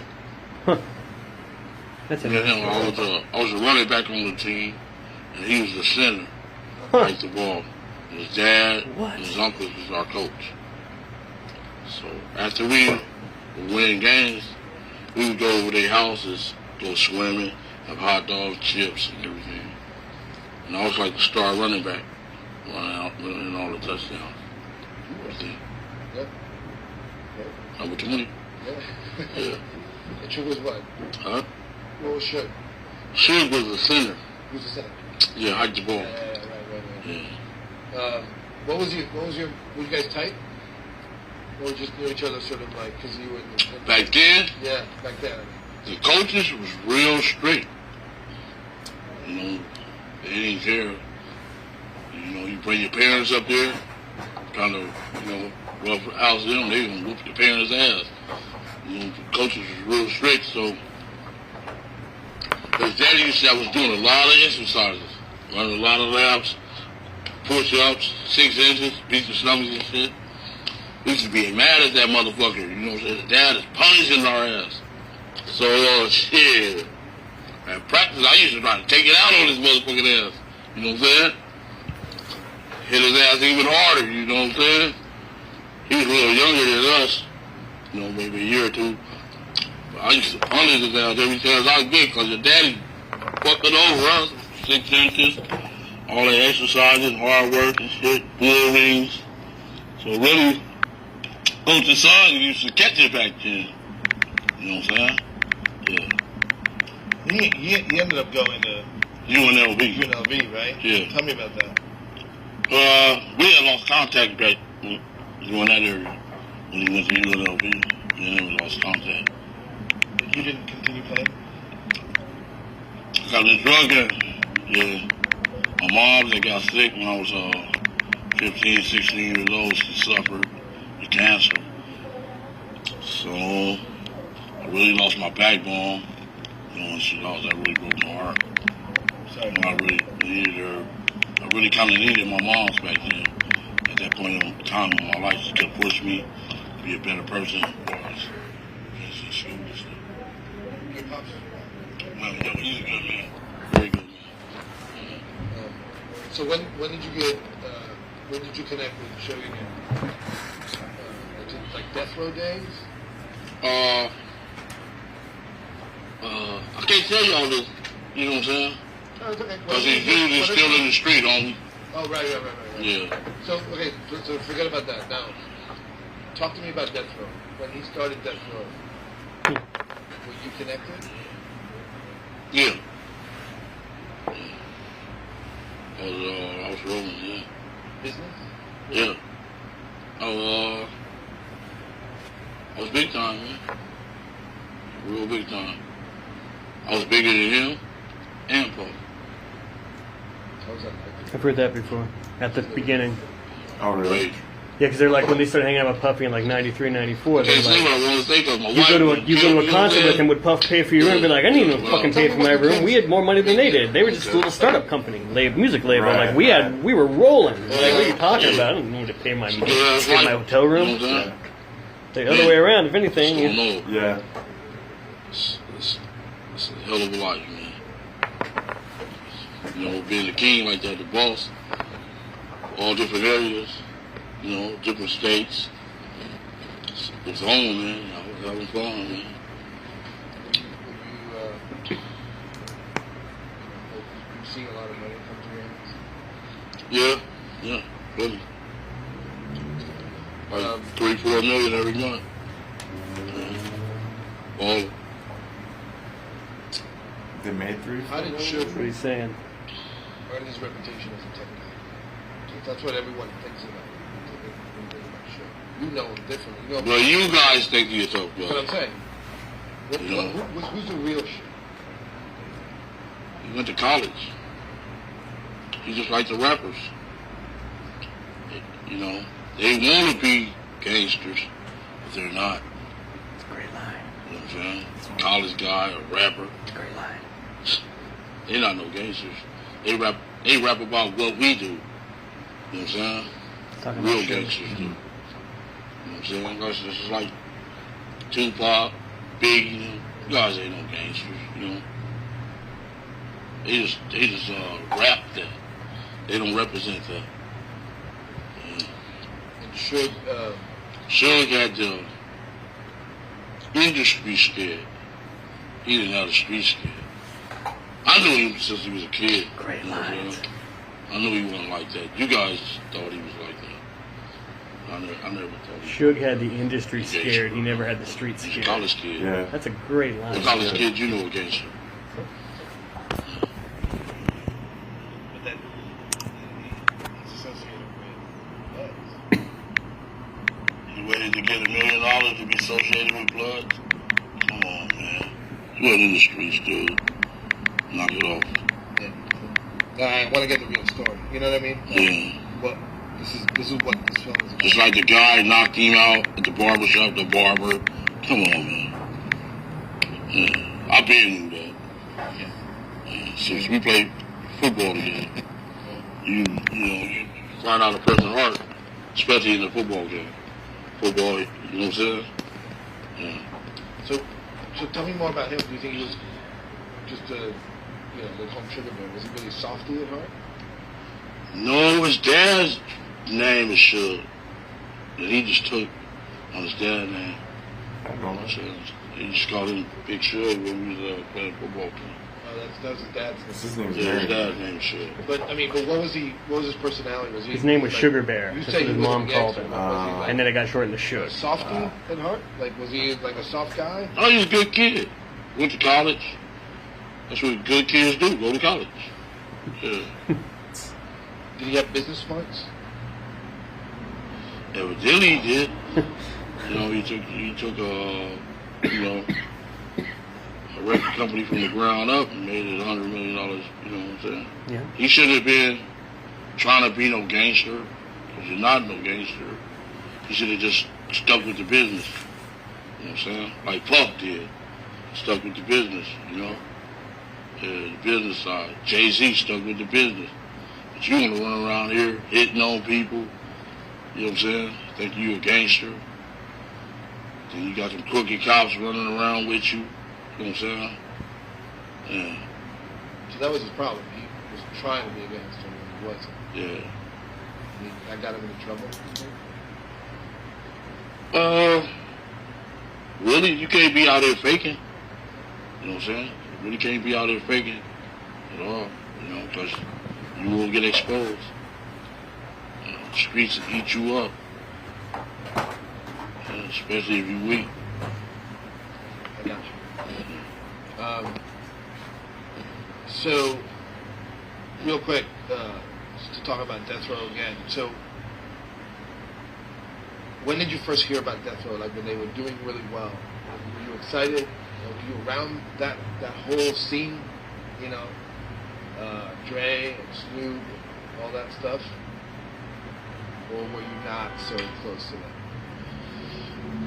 I was handling my business, man. I wasn't worried about no, you know what I'm saying? Them dudes rapping about Can that what dude I out do. there give me a Coke? You know what I'm That saying? dude that's getting our lunch They not orders, really is there a way to like that. page They that rap guy? about Or what gangsters do. I have no idea. I'm not no that dude's gang name? You don't know who that guy I'm not is? no gang, baby. It's like a PA. Okay. If I see him walk by, It's a difference. When we were talking to my office, you told me that you delivered the money for the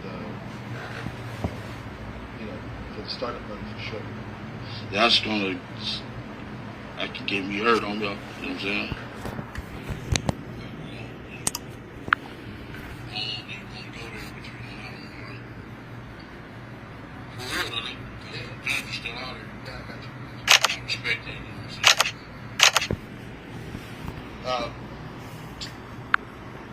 Did you listen to the music? Yeah, it was cool. I liked it all eyes on me.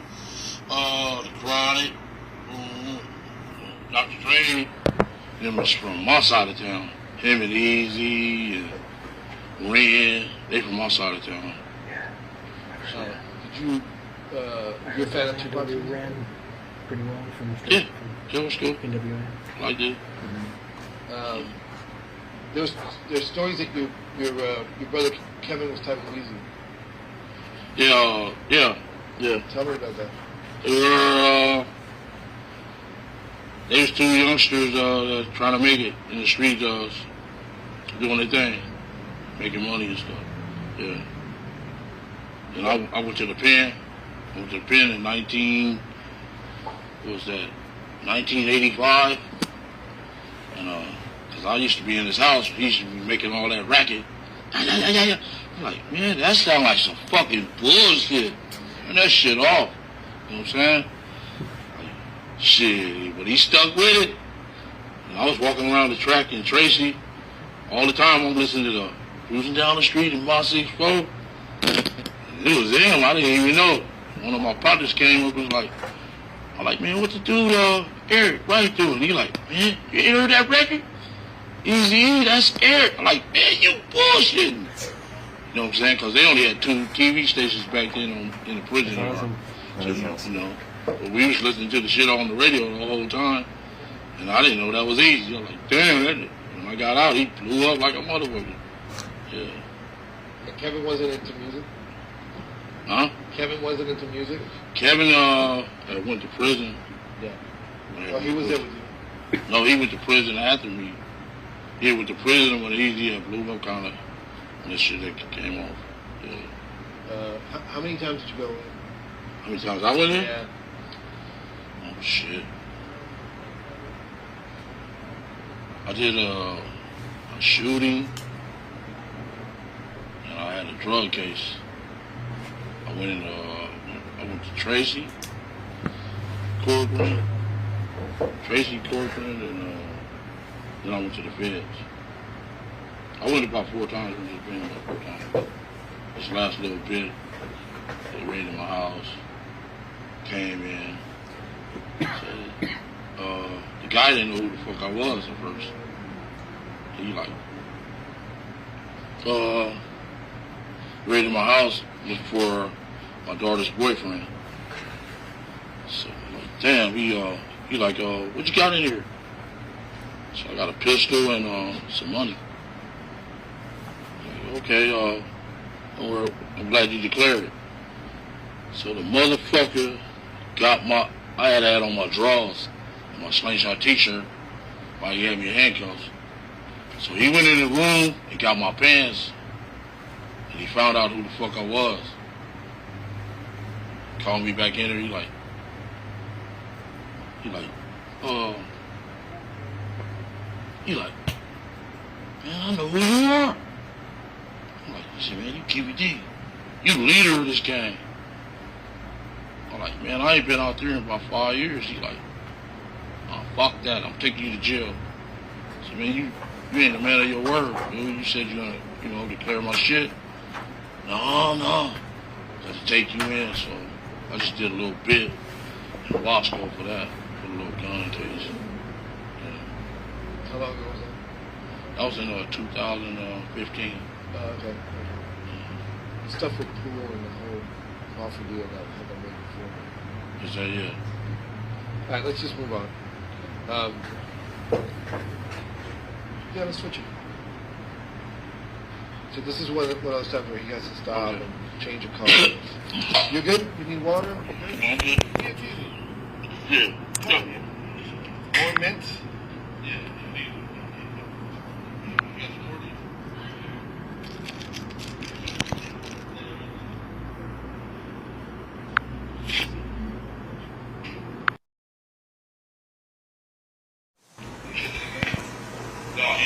Anyways.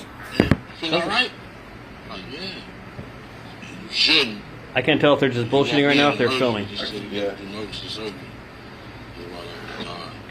They didn't give you a colostomy bag? No. He caught it.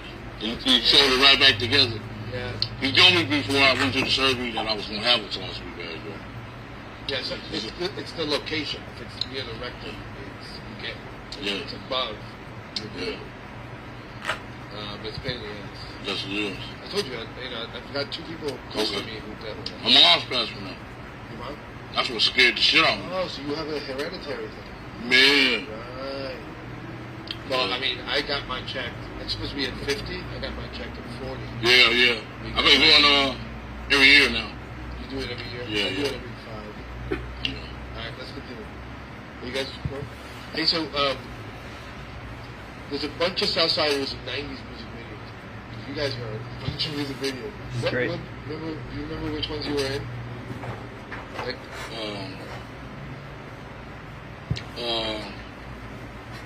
was that Mellow?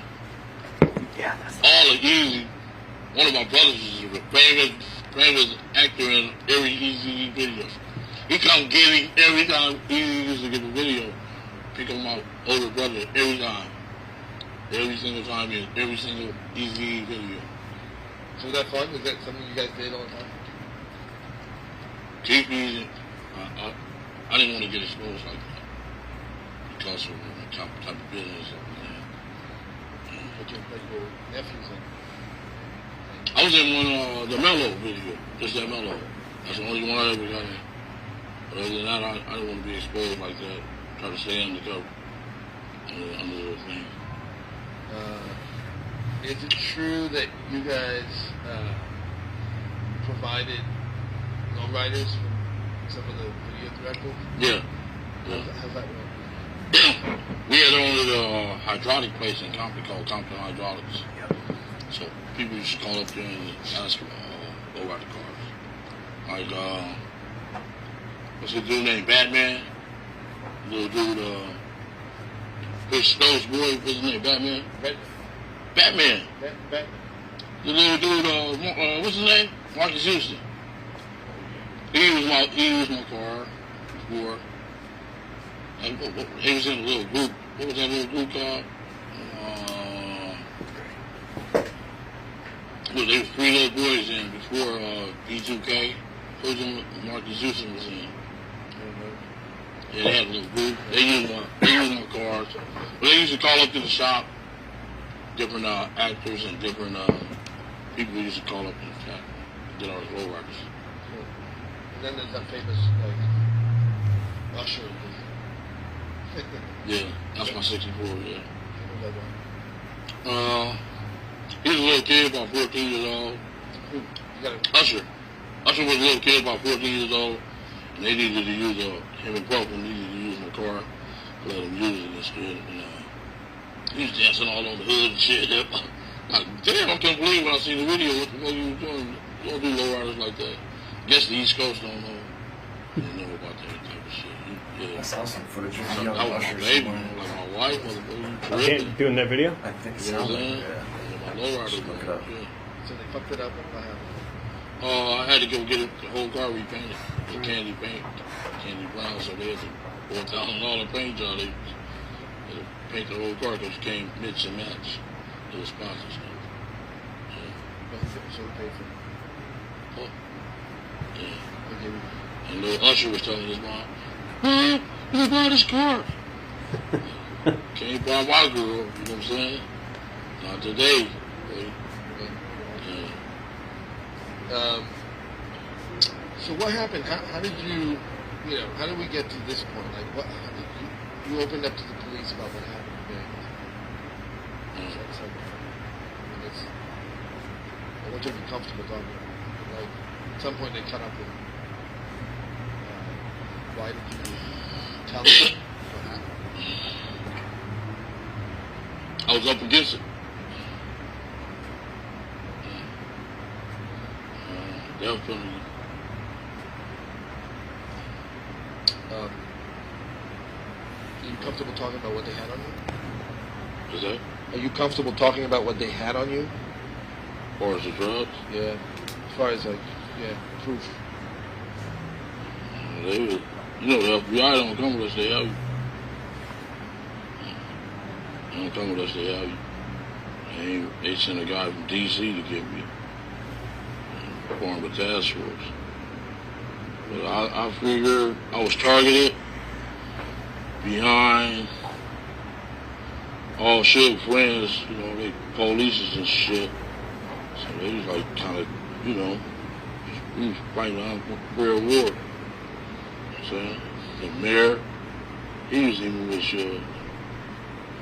we was sitting at a restaurant, sitting at IHOP, Temple Boulevard, and Alameda here. Supposed to come in here, acting like you are, like you're a street motherfucker. Tripping mayor, you better do your mayor, you know what I'm saying? Coming here mad though, he knew who the fuck we were, you know what I'm saying? He just want to show his boys, Out of the Compton police is to show his boys. The Wrights, Reggie, Junior and Senior. Yeah. So, before that happened, before any of that happened, the Tupac murder was in '96. Did you ever feel like it was going to catch up with you? What's that? Did you ever feel like it was going to catch up with you? Like that people would come and talk to you about it? Man, they had just, the FBI was on it from day one. They was on it from day one. Tell me about the first time they talked to you about it. Was it 97? What's that? Tell me about the first time they talked to you about it. Shit. They didn't talk to me till I went to the feds. 98. They never can catch up, caught up with me. Every time they raided my houses, I was never. And at that time, you didn't tell them anything. You just told them. Barking up the wrong tree. That's what I was just, But they got all the bottom feeders. You know how they do. They get all the bottom feeders. And all of them motherfuckers just sold me out. They kind of hurted me, So all I did was help them dudes out. Had they back, no matter what, Make sure their money, their pockets were right, families were right. They sold me out. You know how the feds do. Get all the bottom feeders. Leave them up to the big men. Like you go down a snowball down the hill. Everything get caught on, Shit. Just said Mario. They're a motherfucker. Just said Mario, the first note. You talked to the cops in 98. You said they're barking up the wrong tree. You thought you were done. No. When I was in the feds, they came up there every month. Making my life miserable as hell. And then, but at least you got, 12 years until they caught up with you, 2010 or whatever. I was a little smart, I guess. But the dude said he was gonna get me. I promise you. That motherfucker was so cold. His eyes was piercing. This fair dude named Holiday.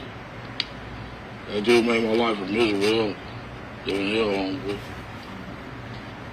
ever since that night, it seemed like dude stuck his head up my ass on me. You know what I'm saying?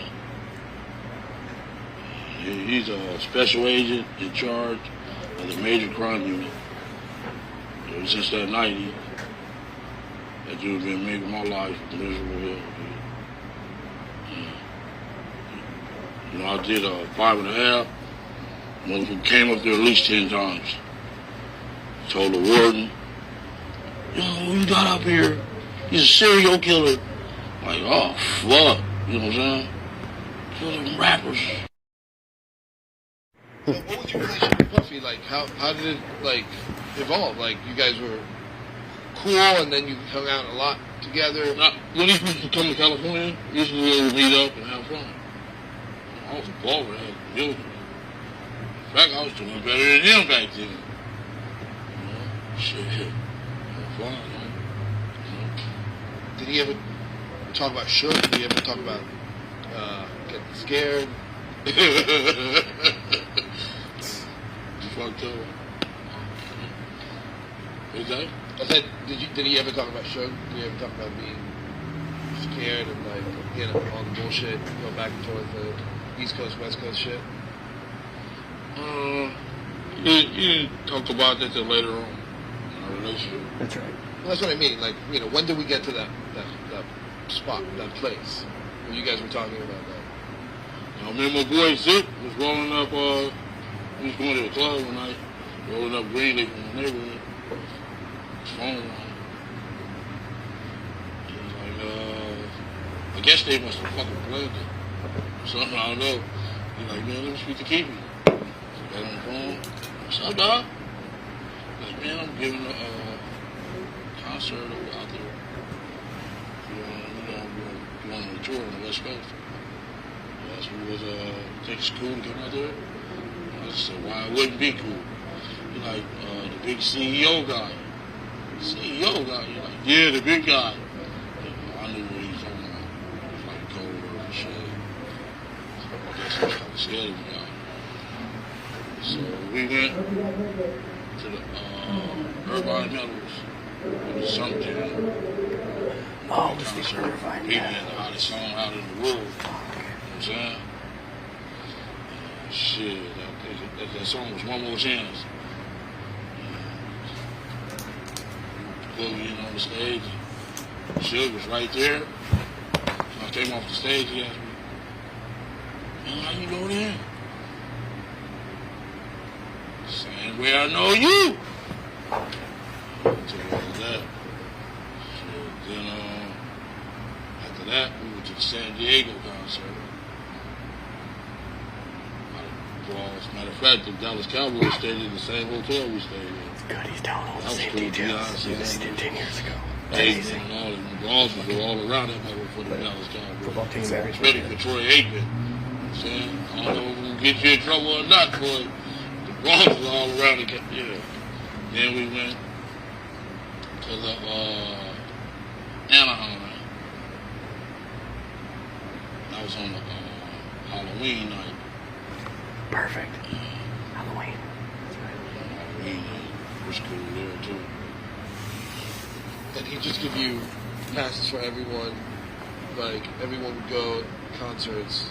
I just go get the tickets to the little homies. I was riding in the van. I was on the stage with him every time. You get to hang out with Biggie, obviously, right? Yeah, Biggie was cool. Cool dude and everything like that. So when did Puffy start talking about, Suge on a real serious level?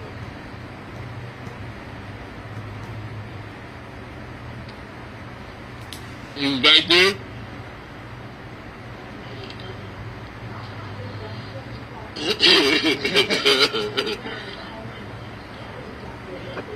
We already established that. Yeah.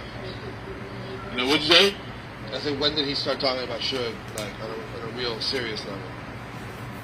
Puffy. Oh, being scared of Suge? Well, or doing something more than that.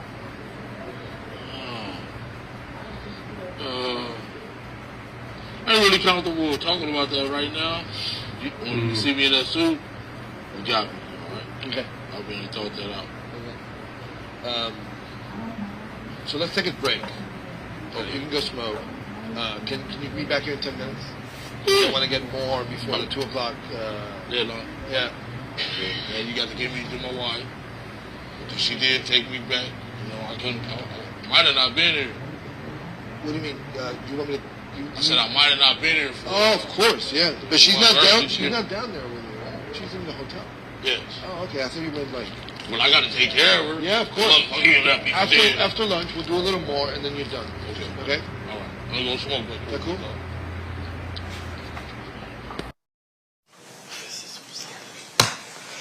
Jay, that's probably a really good breaking point. Where are we at time-wise, just so we can put that on record? 35 minutes, 17.7 seconds.